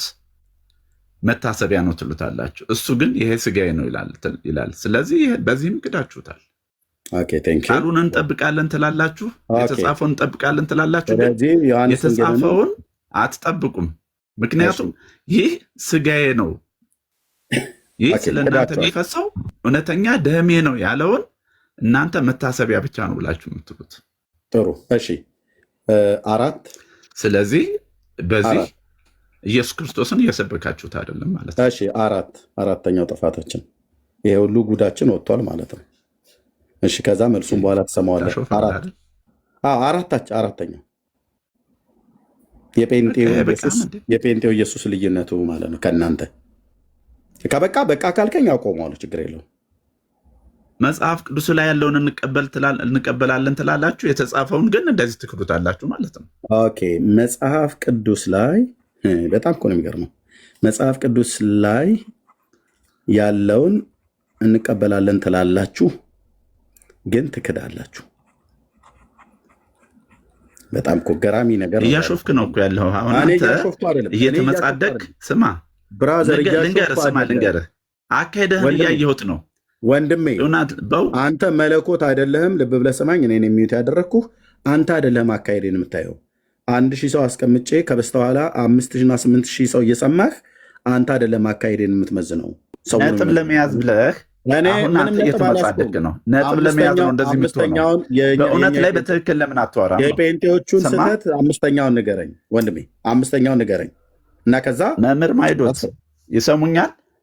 የለህም አይደል ወንድሜ? እየሰማ ነው። ማይዶትን ተዋቸው። አንዴ ልንገራቸው። ምትነገራቸው በእሪያዎች መካከል አይጣሉ አባቴ። አንተ እኮ ሪያው እኮ አንተ ነህ። ሪያው አንተ ነህ። ሪያው አንተ ነህ። ኦርቶዶክስነት ማለት ስትያዙ እንደዚህ የምትዝረከረኩ መሆናችሁን ለዓለም እያየለ ነው። ከበስተኋላ 3400 እየሰማ ነው። አድምጥ እስኪ አንድ አምጣ እስኪ ተናገር። እየተደማመጥን ማዶትዬ ሪያዎችን አንተው ራሱ የሪያ ኑሮ እየኖርክ የእግዚአብሔርን ሕዝብ በከንቱ ትከሳለህ። ግን ምን አልክ? እኔ የወንጌል አማኝ ነኝ። ኦኬ እዚህ ያለን ጴንጤዎች ነን። የእኛን ስህተት ላሳይ ብለህ ጀመርክ። ገና አንድ ተናግረ ማለት ጀመርክ፣ እንደምታቃስት ሴት ማለት ነው። ምክንያቱስ በውሸት ላይ የተመሰረተ ነገር ስለምታወራ። 5ኛ አልጠቀስክም። ኦኬ ልቶ 4ቱን ጠቅሳል። ቴንኪዩ። የኦርቶዶክሱ ልዩነት አመላክታ የነኛ ኢየሱስ ፍጡር ነው ትሉታላችሁ አልክ። በኋላ መልስ ትሰማለህ። ኦኬ በደንብ መልስ ትሰማለህ። ከኔ ጥምቀቱም ላይ መልስ ትሰማለህ፣ ስጋው ደሙ ላይ መልስ ትሰማለህ። በመጽሐፍ ቅዱስ ያለውን እናምናለን ትላላችሁ እንጂ ትክዳላችሁ ብላ ያልከውን ትሰማለህ። የመረጃ ዶፍ አዘንብልብሃለሁ ማለት ነው። በጽሁፍ በመጽሐፍ በገጽ በምዕራፍ በግዕዝ በአማርኛ። አሁን ከባዶ ኬታ ምተህ ነው የምትሞላልኝ? ኦርቶዶክስን አሳይ። የኦርቶዶክስን ኢየሱስ አሳይ። አጽፈኝ። የዚህን ኦፖዚቶ ሰዷ የጻፍኩልህን ኦፖዚቶ ሰዶ በቀላል ንገረኝ። የኦርቶዶክሱ ኢየሱስ ነገርኩህ። የአንተን ኦፖዚቶ ሰዶ ንገረኝ። ከፈለክ እኮ ስማ፣ ጊዜ ካለህ ወዳጄ እየሰማኝ ነው። እኔን የሚተርኩ የኦርቶዶክሱን ኢየሱስ ለህዝቡ ፍንትው አድርገህ አሳይ። ያው እዚህ ጋር ልጻፍና ከዛ አዳምጠኛ። ከፈለክ አልኩህ፣ ከፈለክ ስለ እግዚአብሔር ባህርያት፣ ስለ እግዚአብሔር ህልውና፣ ስለ አንድነቱ ስለ ሶስትነቱ ፈትፍቼ ማጉረስ እችላለሁ። አጉርሰና ታዲያ ስለ ምስጢረ ሥጋዌ ብትል ወንድሜ አስቀድሞ ወደ ዓለም ከዓለም ወንድሜ እዚህ ተጠይቀህ እያልክ ስማ ልንገርህ። ለምንድን ነው ሚውት የምታደርገኝ? ዝም ብለህ ብቻ እኔ ነኝ ያደረኩ። ስለማትሰሙ ነው ሚውት የማደርገህ። ከሰማኸኝ እንደ ተግባቦት ማለት ነው። ከሰማኸኝ ለምን አታዳምጠኝም እኮ? እየተደማመጠን እኮ አልኩህ። እኔ አዳምጠኝ ብዬ ስልህ አትጩህ። ኦርቶዶክሳውያን መጮህ ልማዳችሁ ነው። ካደመጥከኝማ እኔም አደምጣለሁ። እንዳንተ እንደ በየመንገዱ የሚጮሃለ እንዴት ትጮሃለህ ትላለህ እንዴ? እኔ ደግሞ እዚህ አስገብቼ እያስጮህኩ ነው። አየህ፣ የክርስቶስ ባሪያ አረፋ እስክደፍቅ ድረስ እያስጮህኩ ነው ማለት ነው። ከሰማህ እሰማሃለሁ። የተግባቦት ሕግ ነውና አንተ እኮ ስማ፣ ሐሳዊ መሲህ አዘጋጀ። አያችሁት አይደል? ዚስ ኢዝ ኦርቶዶክስ። እንደዚህ ናቸው ስያሉ። ከሰማኸኝ እሰማለሁ። ቆይ ማዶት አንዴ እሺ ንገረኝ። ከፈለክ አልኩ እኮ ይሆናል። ሰማኸኝ? አድምጠኝ። ይኸው ከፈለክ አዳምጠኝ ልንገርህ። አላስወራም። አድምጠኝ ብዬ ስልህ አድምጠኝ ብለህ አትጩህ። እኔ ይኸው እዚህ ጋር ኦርቶዶክስና ወንጌላውያን የምትጠሩትና የምንጠራው ኢየሱስ ሰማይ ከምድር ነው የሚርቀው አልከን ገብተህ። ስለዚህ አጽዋማቱ ላይ መቀጠል የለብንም ከአንተ ጋር ከማዕዶት ጋር አጽዋማቱ ላይ እንደተነጋገር አንተ ኢየሱስ ላይ ጥያቄ አለ ማለት ነው። እኛ የምንሰብከው ኢየሱስ ላይ ጥያቄ አለ ማለት ነው። ከዛስ ንገረን ማን ብዬ ስልህ ፍጡር ነው ትሉታላችሁ፣ ምክንያቱም አማላጅ ብላችሁ ስለምትሉት አልከን። ጻፍኩ። ጥምቀት ላይ ችግር አለባችሁ ማርቆስ 16ን አትቀበሉም አልክ። ጻፍኩ። ስጋው ደግሞ ዮሐንስ ወንጌል መጽሐፍ ምዕራፍ 6 ቁጥር 56 እና 53 ላይ ይላል። ጻፍኩ። መጽሐፍ ቅዱስ ላይ ያለውን ኢየሱስን እናምናለን ትላላችሁ ግን ትክዱታላችሁ አልክ። ጻፍኩልህ። ስትለቀልቋለን የምናገባኝ አድምጥ። የእኛን እንደዚህ እንዳሳየህን የኦርቶዶክስን ኢየሱስ ደግሞ እዚህ ጋር በነጥብ 4 አሳየንና ልዩነቱን ህዝቡ ይወቀው። ከዛ ማብራሪያው ላይ 10 ደቂቃ አይደለም 15 ደቂቃ ሰጣ ሊፈልከውን ትናገራለን። የእናንተን ንገረን። የእኛን እንደነገርከን የእናንተ ስማን ትሉታላችሁ። ጋሄድ ስማ። በዚህ በ5 ነጥብ የሚገደብ አይደለም። ግድ የለም በአራቱ ያልከው አንደኛ ስማ ልንገርህ። ኦርቶዶክስ ማን ትላለች እኮ ልንገርህ። ስማ አዳምጠህ ልናገር ከፈለክ አልኩ። ድህረ ዓለም ማለት ወይ ዓለም ከመፈጠሩ በፊት ዓለም ከተፈጠረ በኋላ እስከሚወለድ ድረስ ከተወለደም በኋላ ያለውን ነገር ልነግርህ እችላለሁ። አንተ የዚችን ምንቷንም አታውቃትም። እንዲሁ ዝም ብላችሁ በባዶ ቀፎት እንትን ትላላችሁ። ባዶ ቆርቆሮ ይጮሃል። የትኛውን ልንገርህ? ከምኑ አንስቼ ልንገርህ? ኢየሱስ ክርስቶስ ተጠልቆ የማያልቅ ባህር ነው። ስማ ልንገርህ ስለ ኢየሱስ ክርስቶስ። ነቢያትም ሐዋርያትም አስቀድሞ እኔን የሚዩት ያደረኩ ኦርቶዶክስ ማነው? ኢየሱስ ባህር ነው፣ ምንጭ ነው፣ የሚቀዳ ውሃ ነው፣ የሚፈስ ውሃ ነው፣ የሚረጋ ውሃ ነው አትበለኝ። ንገረኝ። ዓለም ሳይፈጠር አስቀድሞ ከኛው ከጴንጤው ኢየሱስ የተለየበትን የእናንተን ንገረኝ። 4 ነጥብ። እዚህ ያላችሁ 1000 ሰው ከበስተኋላ ያላችሁ 8000 ሰው ስሙት። ኦርቶዶክስነት ማለት ዓለም አደባባይ ላይ ወጥቶ መዋረድ፣ ማፈር፣ መዝረክረክ ሆነ። ንገረኝ። የእኛን እንደዚህ ነገርከን 4ቱን ማለት ነው። የእናንተን ልዩነት አመላክትና 4ቱ ንገረና። ስትያዙ የምትጮሁት እናንተ እንጂ ኦርቶዶክስ መልሳታ አታውቅም። ኢየሱስ ክርስቶስ ማለት አምላክ ነው። ስማ ልንገር፣ ጻፍ ልንገር፣ ከፈለክ ጻፍ ልንገር። እሺ እንደዚህ ነው ማስለፈልፋችሁ። ጎን ለጎን አስቀምጬ እንደዚህ ነው ማስለፈልፋችሁ። እርስ በርስ እንኳን አትደማመጡ እኮ። ጻፍ ልንገርህ። ቀጥል፣ ንገረኝ። የእናንተ ኦርቶዶክስን ንገረኝ። ቀሽም ጻፍ ልንገርህ። ዚስ ኢዝ ኦርቶዶክስ። ኦርቶዶክስነት ማለት ራሱ ይሄ ሰውየው እንደሚሆነው መሳደብ ነው፣ መራገም፣ መጮህ። ኦኬ፣ ይሄ ነው በቃ አመላቸው። ከላይ ጀምሮ ተናገር፣ ልጻፈው፣ ተናገር። ኢየሱስ ክርስቶስ አምላክ ነው፣ ሰውም ነው። ፍጹም አምላክ፣ ፍጹም ሰው ነው። አምላክ ሰው ነው። ተማር፣ በዚያውም ተማር። እሺ፣ ሌላስ? በዛውም ተማር። እሺ፣ ሌላስ? ቀጥላ። ሌላስ? 2 ኢየሱስ ክርስቶስ የነበረብንን የዕዳ በደል በመስቀል ላይ የደመሰሰልን በደሙ ዓለምን ያጠበ የቀደሰ ብቸኛ አምላክ ነው። ጻፈው ካወቀው ይሄንን። ኦኬ፣ ኃጢአታችንን የደመሰሰ አምላክ ነው። እሺ፣ ቀጥል። ሌላስ? አምላክ ነው። ሶስተኛም አምላክ ነው። አራተኛ አምላክ ነው። እንዴት ነው የምጽፈው? ያው በቃ በደል ኃጢአታችን የደመሰሰ ረጅም ስለሆነ ያወራኸው ልዩነቱን ልታመላክት አምላክ ነው ብቻ እያልክ ትሄዳለህ። እንዴት እና ታዲያ ምን ልበልህ? በደል ኃጢአታችን የደመሰሰ ብሎ አድምጠኝ። በደል ኃጢአታችን የደመሰሰ ከድንግል የተወለደ መድኃኒት ነው፣ የዓለም መድኃኒት ነው ነው ያልከኝ። ይዤዋለሁ በሱ ውስጥ ምክንያቱም ያወራኸውን ነገር ሁሉ እዚህ ጋር በጽም ልጽፈው አልችልም ስለረዘመ ማለት ነው። ስለዚህ ዮሐንስ 1 ላይ ያለውን ጻፈው። የትኛው ጋር ልጻፍልህ? አስቀድሞ ቃል የነበረ እኮ የቱ ጋር ልጻፍልህ? ስንተኛው ላይ? ሶስተኛው ወይ ሁለተኛው ላይ ወይ አንደኛው ላይ? ስለማታውቅ እኮ ነው። አሁን ዝርዝረ ነገር ግን አሁን እየተስመጻደቅ ለተከታዮች ነጥብ ያዝያዝክ እየመሰለ ትሄዳለህ። ጠይቀኝ ከፈለግከው ላይና ላስረዳህ ተንትኜ። የኔን አላዋቂነት ተው፣ የኔን አላዋቂነት በእውቀት አስጣው። እዚህ አለማደባባይ በማንን የምታውቀው ለምንድን ነው መሰለህ? ለሰዎች ወንዲ ናቸው እያልክ ትናገራለህ። ኦርቶዶክስነት፣ ስድብ፣ ህይወታችሁን የተቆጣጠረ ስለሆነ በየአዳራሹ ስለፈልፍ የምትሉ አንተ አይደለህ? እንዴት ስብከታችሁ ኦርቶዶክስ ብቻ አይደለ? እንዴት ስድቡን ትተህ ነቢይነታችሁና ሁሉም ነገር ተጋልጻችኋል ወንድሜ። ስድቡን ትተህ የእናንተን ሶስተኛውን ኢየሱስን ነጥቡ ንገረኝ። 4 ነጥብ እንደምንም ተወጣው። አይዞ ወፌ ቆመች እያልኩ ነው። ሁለቱን ኢየሱስ ክርስቶስ ድህረ ዓለም የነበረ ከሶስቱ አካል አንዱ አካል ነው። እሺ ከሶስቱ አካል አንዱ አካል ኦኬ። እሱም ቃል ኢየሱስ ክርስቶስ ቃል ይባላል። ቃል አንድ አካል ነው፣ ወይም ደግሞ ወልደ አብ፣ ችግር የለውም። እሺ አራተኛው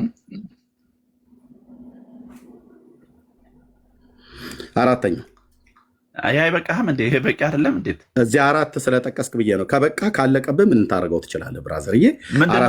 ስለሱ ብጠቅስልህ እኮ ብዙ ነው ነገር ያለው። ካላለቀ ከአራቱ ለአንተ ይሄንን ካወቀው ራሱ ይሄን አይደለም አንዱን ብቻ ቃል የሚለውን ካወቅ ራሱ በቂ ነው። ኦኬ እሺ። ስለዚህ የለህም ማለት ሌላ ልታጽፈኝ የምችለው ሌላ የለህም?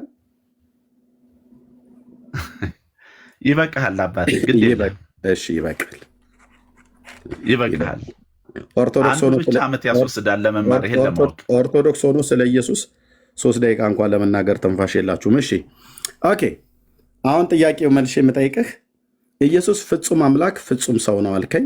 ኦኬ ኢየሱስ በፍጹም ሰውነቱ በፍጹም አምላክነቱ ከድንግል ማርያም ተወልዶ ለበደል ኃጢአታችን ሞተ፣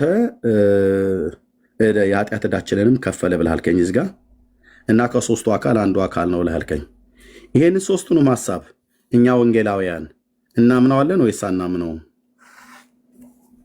ይሄን ሶስቱንም ያልከውን ኢየሱስ ፍጹም አምላክ ፍጹም ሰው መሆኑን እና በፍጹም አምላክ የሆነው ጌታ ፍጹም ሰውነትን ገንዘቡ አድርጎ ከቅድስት ድንግል ማርያም በስጋና በደም ልደት ተወልዶ የሰውን ተፈጥሯዊ ባህሪ ገንዘቡ አድርጎ እንደተወለደ ለበደል ኃጢአታችን እንደሞተ ከሞትም በሶስተኛው ቀን በቅዱሳት መጽሐፍት እንደተጻፈ እንደተነሳ በስሙ ንስሐና የኃጢአት ይቅርታ እንደተገኘ የኃጢአት ዕዳችን እንደከፈለ እንደዚሁም ከሶስቱ አካላት ከአብና ከመንፈስ ቅዱስ የተለየ አካል እንዳለው የሥላሴ ሁለተኛ አካል እንደሆነ እናምናለን። አራተኛ ልጨምር ልጻፍ? ይቅርታ አይ ኖ አራተኛ ልጨምር ልጻፍ? ኖ እያስታወስክ ቴክስት እየመጣልህ አይደለም። ይበቃል ብለኸኛል። ይበቃል። አሁን ይህንን እኛ እናምናለን አናምንም ነው ጥያቄው። ጎሄድ እኛ እናምነ ወንጌላውያን እኛ ይህንን አሁን አንተ ያልከውን እናምነዋለን ወይስ አናምነውም? ሁሉ የሚጽፉት ባዶዎች ቀፎች ዝም ብሎ ይንጫጫሉ። ምንም እምነት የሌላቸው በፉከራ መሰለህ። እንዴት እምነት በማመን ነው? ገባ?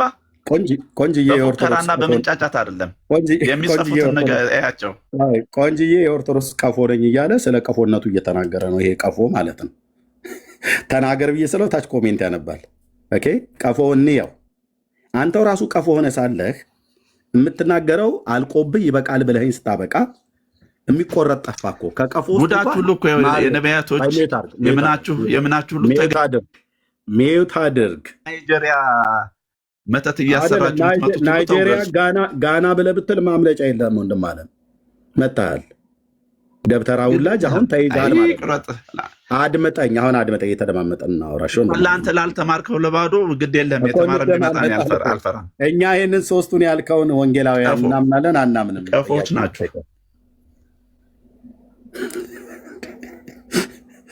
እናት ናት ሚስት ነች ቀፎ እያለች የምትሰድብህ በቤት ውስጥ ደጋገምኩ ይሄን ቃል ወንድም ማለት አንተ እኮ ራሱ ቀፎውን ካለቀብኝ እኮ አልክ። የሚቆረጥ ጠፋ ከውስጥ። ኧረ በእናትህ ጨምርልሃለሁ፣ ከፈለክ ደፍተር ሙላልሃለሁ። ሄድ ጻፍ። ለዘላለም የማስታረቅን አገልግሎት አድርጓል። ሄድ ጻፈው። ቆንጅዬ ቀፎ ሃይማኖተኛ ቀፎ መሆንን እውቀት ጠፋ። አየህ፣ ስለኛ 4 ተናገርክ። ይለያያል ሰማይ ከምድር እንደሚርቅ ባልሆነህ አልኩህ እኮ። አድመጥ፣ ልንገርህ፣ እኩል አታውራ። ጨምርልኝ ብዬ ስልህ ይበቃሃል ብለህ አጽፈኸኛል። ይኸው እየታየ ነው። ኦኬ፣ ይበቃሃል። አብራራ ብለህ ኦኬ፣ በቃ ማብራራቱ ላይ እንድትሄድ ስማ፣ ልንገርህ፣ እስቲ ንገረኝ። ድህረ ዓለም ያለውን እስኪ ያስረዳኝ ብራዘር የመጣው ዓለም ከመፈጠሩ በፊት የነበረውን እስኪ ንገረኝ። ድህረ ዓለም አይባልም። ምን ታስረዳኛለህ አንተ? ድህረ ዓለም አይባልም። እሱ ቅድመ ዓለም ነው የሚባለው። ቅድመ ዓለም እና ድህረ ዓለምን አለየውም። ራሱ ድህረና ቅድመ ምን እንደሆነ እንኳን አታውቀውም አንተ ራሱ እኮ። ድህረ ዓለም ያለውን ንገረኝ አልኩህ እኮ። ቅድመ ዓለም እና ድህረ ዓለም ያለውን ንገረኝ። ድህረ ዓለም ማለት ከቅድስት ድንግል ማርያም ሰው ሆኖ የተወለደው ነው እኮ። ንገረኝ፣ አስረዳኝ እሱን። እሱን ብቻ ካስረዳኝ ለእኔ በቂ ነው። ትንትና አድርገህ ታስረዳኝ አንተ። እሱ ሚዩት አድርጋ ታዲያ። ይህንን ካስረዳኝ እሺ፣ ሚዩት አድርግ። ተው፣ ቅድመ ዓለሙንና ድህረ ዓለም ያለውን ትንትና አድርገህ ላስረዳህ። ሚዩት አድርግ። አንደበትህን ያዝ። ድህረ ዓለም እንኳን ይመልስልህ ኤርምዬ። መጀመሪያ ግን ያኛውን ይመልስልህ። የሶስት የዘረዘራቸው እኛ እንደማንቀበል እነዚህን እናምናለን አናምንም። እሱ ሳይመልስ እንዳትሄድ። ይህንን እኛ እናምናለን አናምንም። ይህን ያልነው ጴንጤዎች ያምናሉ አያምኑ? ይህን እዚህ ጋር የደረደርከው ፍጹም አምላክ አምናለሁ ካልክ እስኪ አንድ በአንድ እስኪ አስረዳኝ። አንተ እናምናለን ወይ ግለጽና ንገረኝ። እኔ ማመኔን ወይ አለማመኔን በኋላ እነግርሃለሁ። ጴንጤውን በሙሉ ወክዬ እነግርሃለሁ። አንተ ግን እኛ እናምናለን አናምንም አንተ ባለህ መረዳት። እኔ ገለጽኩልህ እኮ። ንገረኝ እስኪ አንተ ተንትነህ። አሁን አንተ እንደዚህ እያደረጋችሁ ነው። የተግባቦት ሕግ ታውቃለህ ወንድሜ፣ የተግባቦት ሕግ ታውቃለህ። ይህንን እኛ እናምናለን አናምንም በአንተ መረዳት ንገረንና ከዛ እኔ አይ ተሳስተሃል መረዳትህ። ለምሳሌ ታምናላችሁ ብለህ ካልከን አይ አናምንም ብዬ ልነግር እችላለሁ። ወይ ደግሞ አይ አታምኑም ብለህ ካልከን እናምናለን ብዬ በኋላ አስረዳለሁ። ተግባቦት አታውቅም እንዴ? ዓለም ሚዲያ ላይ እኮ ነው ያለው። ተግባቦት ሕግ አታውቅም ከሰው ጋር። ይህንን ቃል እናምነዋለን አናምንም በአንተ መረዳት። ሰው እንዲህ የዚህን ያክል ይሄ እየተረበሸ ያለው ምዕመናችሁን ህዝባችሁን ለመያዝ ስትል እኔን የሚዩት ያደረኩ በትክክል መነጋገር ስትችሉ ነጥብ በእናንተ በሚመቻችሁ አካሄድ ይህን እናምናለን ነጥብ ለመያዝ እንትን ትላላችሁ። ይሄ ነው ባዶ ቀፎ ስለ የቆየሁት ለዚህ ነው። በቃ እሺ፣ አቶ ቀፎ መነጋገር ነጥብ ይዞ መነጋገር እያለ አቶ ቀፎ ይህንን እናምናለን ምዕመናችሁን የምታጸኑበትን ነገር አጠያየቃችሁን እንትን እያደረጋችሁ እየለዋወጣችሁ ወንድሞቼ እናንተ የወንድ ናቸው ለማለት እንዲመች ነው። ለዛ ነው ቀፎ ነው ያልኩት። ወጥመድ ውስጥ ገባህ አቶ ቀፎ። ወጥመድ። ኧረ በእናትህ ተው። አንድ ልንገርህ እስቲ፣ ቃል በቃል አምጣና እስቲ ጀምርና እንዲህ ብለህ ንገረኝ እስኪ። አሁን እንደዚህ አታምንም ብያለሁ። ሚዩት አድርግ። በቃ እኔ አሁን ልንገርህ፣ ከዚህ በኋላ ሚዩት አድርግ። ልንገርህ አንተ አልመልስም ብለሃል። ሚዩት አድርግ። ኦኬ፣ ሚዩት አድርገው። ወንድሜ አቶ ቀፎ ስላልክ ራስን የምታወራው ስላለ እንግዲህ በዚህ ቃል ቀሽም አትሳደብ። አይ ራስህ እኮ ስላልክ ነው ወንድሜ። ቀፎ መሆንህን ምንም የሚቆረጥ ነገር እኮ ጠፋ ወንድም አለ። ስለ ክርስቶስ ተናገር የእናንተን ብዬ ስለ ኦርቶዶክሱን አለቀብህ። ስለዚህ ቀፎ አልክ ገና ቀደም። ስለዚህ አቶ ቀፎ ብሎ የሚል የቅጽል ስም ሰጠው ማለት ነው። ካጠፋው መልስልሃለሁ። ኦኬ፣ አንተ ሆነህ ቀፎ ብለህ በቀፎ ጨረስከው እኮ በሙሉ። ቀፎ ብሎ የሚለውን ቃል ከመጠቀም ለምን ስለ ጌታ ስለ ኢየሱስ ክርስቶስ አትናገርም? የኦርቶዶክሱን ኢየሱስ ክርስቶስን እና የጴንጤው ኢየሱስ ክርስቶስ ሰማይ ከምድር እንደሚርቅ ነው የሚርቀው አልከኝ አይደል? እሱን ልዩነት አመላክትልኝ ብዬ ስለ ገና ከዚህ ቀፎ ኤርሚያስን ቀፎ ጴንጤዎች ቀፎ እያልካል። ስለዚህ አንተ ቆንጅዬ ቀፎ ነህ ማለት ነው። ሚዩት አድርግ። አሁን እኔ የምነግርህ ድህረ ዓለም ንገረኝ ብለኸኛል። ሚዩት አድርግ ወንድም አለም፣ እንዳትከፍት። ቴንክ ዩ። ክብር ለእግዚአብሔር ይሁን። ኦርቶዶክስነት ማለት አሁን ይሄው ልጅ ላይ እንደሚታየው አይነት እውቀት ነው ያለው። እንደዚህ ብለህ እንትን አትበል። ስማ፣ አፍህን አትክፈት፣ አትሳደብ። ከዚህ በኋላ ኦርቶዶክስ ማለት እንደዚህ አንድ ደብተራ ከእጅ አያስጥልህም። እታች አወርድሃለሁ ማለት አንተን ተራውን አይደለም አለኝ የምትለውን እታች ውረድ። አቶ ቀፎ ኦኬ፣ አቶ ቀፎ እታች ውረድ። የሚቆረጥ ማር ስለሌለ እታች ውረድ። ነገረ ክርስቶስን የወንጌላውያኑና የኦርቶዶክሳውያኑ ሰማይ ከምድር እንደሚርቅ ነው አለ። ይህንን ያወራኸው ግን ጴንጤ ቤት መጥተህ ነው። ኦኬ። ስለዚህ አንዳች የሚቆረጥ ነገር የለህም። ደም ፈልቷል፣ በሽቃችኋል። ህዝቡን እያጣችሁት ነው። ህዝቡ ከኦርቶዶክስ ንቅል እያለ እየወጣ ነው። እኛ እንሰብካለን፣ ህዝቡ ጥያቄ እየጠየቀ ነው። ከላይ ጀምረው ከአባቶች ጀምረው ተበሳጭታችኋል። ብፁዕነታቸው ብፁዕ አቡነ ማትያስ 10 ሚሊዮን አማኝ ነው ያጣ ነው ብለዋል። ወዴት ሄደ? ወደ ወንጌላውያኑ መጣ ማለት ነው። ኦኬ።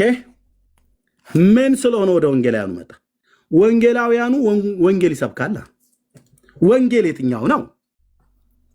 መጽሐፍ ቅዱስ ማለት ነው። የምስራቹን ቃል ይሰብካል።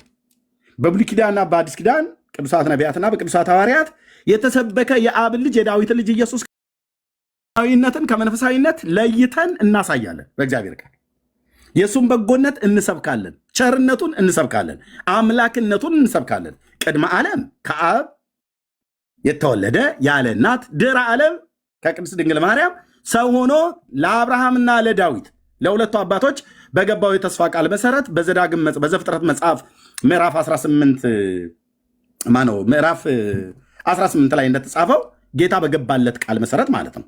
22:18 ዘፍጥረት 22:18 ላይ በተጻፈው ቃል እንደዚሁም በመዝሙረ ዳዊት መዝሙር 132 ቁጥር 11 ላይ በተለይ ለነዛ ለሁለት አባቶች ለአብርሃምና ለዳዊት በገባው የተስፋ ቃል መሰረት በስጋ ከነሱ ክርስቶስ ሰው ሆኖ እንደሚወለድ የተናገረውን የተስፋ ቃል የዘመኑ ፍጻሜ በደረሰ ጊዜ እግዚአብሔር ከሴት የተወለደው ልጁን ላከ ይላል ቅዱስ ጳውሎስ ሐዋርያ። በተለይ ለአባታችን ለአብርሃም በተናገረው መሰረት በዘርህ የምድር አሕዛብ ይባረካሉ ብሎ ያለውን ቃል በዘፍጥረት 22:18 ላይ የተነገረውን ቃል ቅዱስ ጳውሎስ በገላትያ መልእክት መጽሐፍ ምዕራፍ 3 ቁጥር 16ና 17 ላይ ስለ ብዙዎች እንደሚነገር ለዘሮቹ አይልም፣ ስለ አንድ ግን እንደሚነገር ለዘርህ ይላል፣ እርሱም ክርስቶስ ነው ብሎ ቅዱስ ጳውሎስ ለአብርሃም የገባውን የተስፋ ቃል አጽኖ ሰጥቶ በገላትያ መልእክቱ ላይ ይናገራል ማለት ነው። ስለዚህ ጌታችን መድኃኒታችን ኢየሱስ ክርስቶስ ከብዙ ሺህ ዓመት በፊት በባሪያዎቹ በነቢያት አፍ እንደተናገረ ማለት ነው ከብላቴናው ከዳዊት ቤት የመዳን ቀንድ ሆኖ ተነስቷል። ዘካርያስ የመጥምቁ ዮሐንስ አባት እንደተናገረው የእስራኤል ጌታ አምላክ ይባረክ፣ ጎብኝቶ ለሕዝቡ ቤዛ አድርጓልና ከጥንት ጀምሮ በነበሩት በቅዱሳን ነቢያት አፍ እንደተናገረ በብላቴናው በዳዊት ቤት የመዳንን ቀንድ አስነስቷል፣ ማዳኑም ከወደረኞቻችንና ከሚጠሉን ሁሉ እጅ ነው ይላል። በብላቴናው በዳዊት ቤት ምን አስነስቷል? የመዳንን ቀንድ። ያ የመዳን ቀንድ የተባለው ማን ነው? ኢየሱስ ክርስቶስ ጌታችን ማለት ነው። ከብዙ ሺህ ዓመት በፊት ግን በባሪያዎቹ በነቢያት አፍ ሲናገር ነበር። ስለዚህ ክርስቶስ ድህረ ዓለም ከቅድስት ድንግል ማርያም የሰውን ተፈጥሯዊ ባህሪ መያዝ ስለነበረበት፣ እኛን ለማዳን እኛን መሆን ስለነበረበት ዘመኑ በደረሰ ጊዜ ከሴት የተወለደው ልጁን ላከ ይላል። ሃሌሉያ! የመጣችሁት ጴንጤ ቤት ነው። ኦኬ፣ ልብ በሉና ስሙ ኦርቶዶክሳውያን፣ የመጣችሁት ጴንጤ ቤት ነው። ጴንጤን በዚህ ቃል መሞገት ማለት ድንጋይን ወደ ተራራ የማንከባለል ያህል ይከብዳችኋል። እደግመዋለሁ። ጴንጤን በእግዚአብሔር ቃል ማውራት ማለት ድንጋይን ወደ ተራራ፣ አለትን ወደ ተራራ የመግፋት ያህል ይከብዳል። ምክንያቱስ እናንተ ይህን ቅዱሱን ቃል አታነቡትም? ሰኔ ጎልጎታና ውዳሴ ማርያም ተምረህ መተህ ይህንን እንዴት ብለህ ታወራለህ?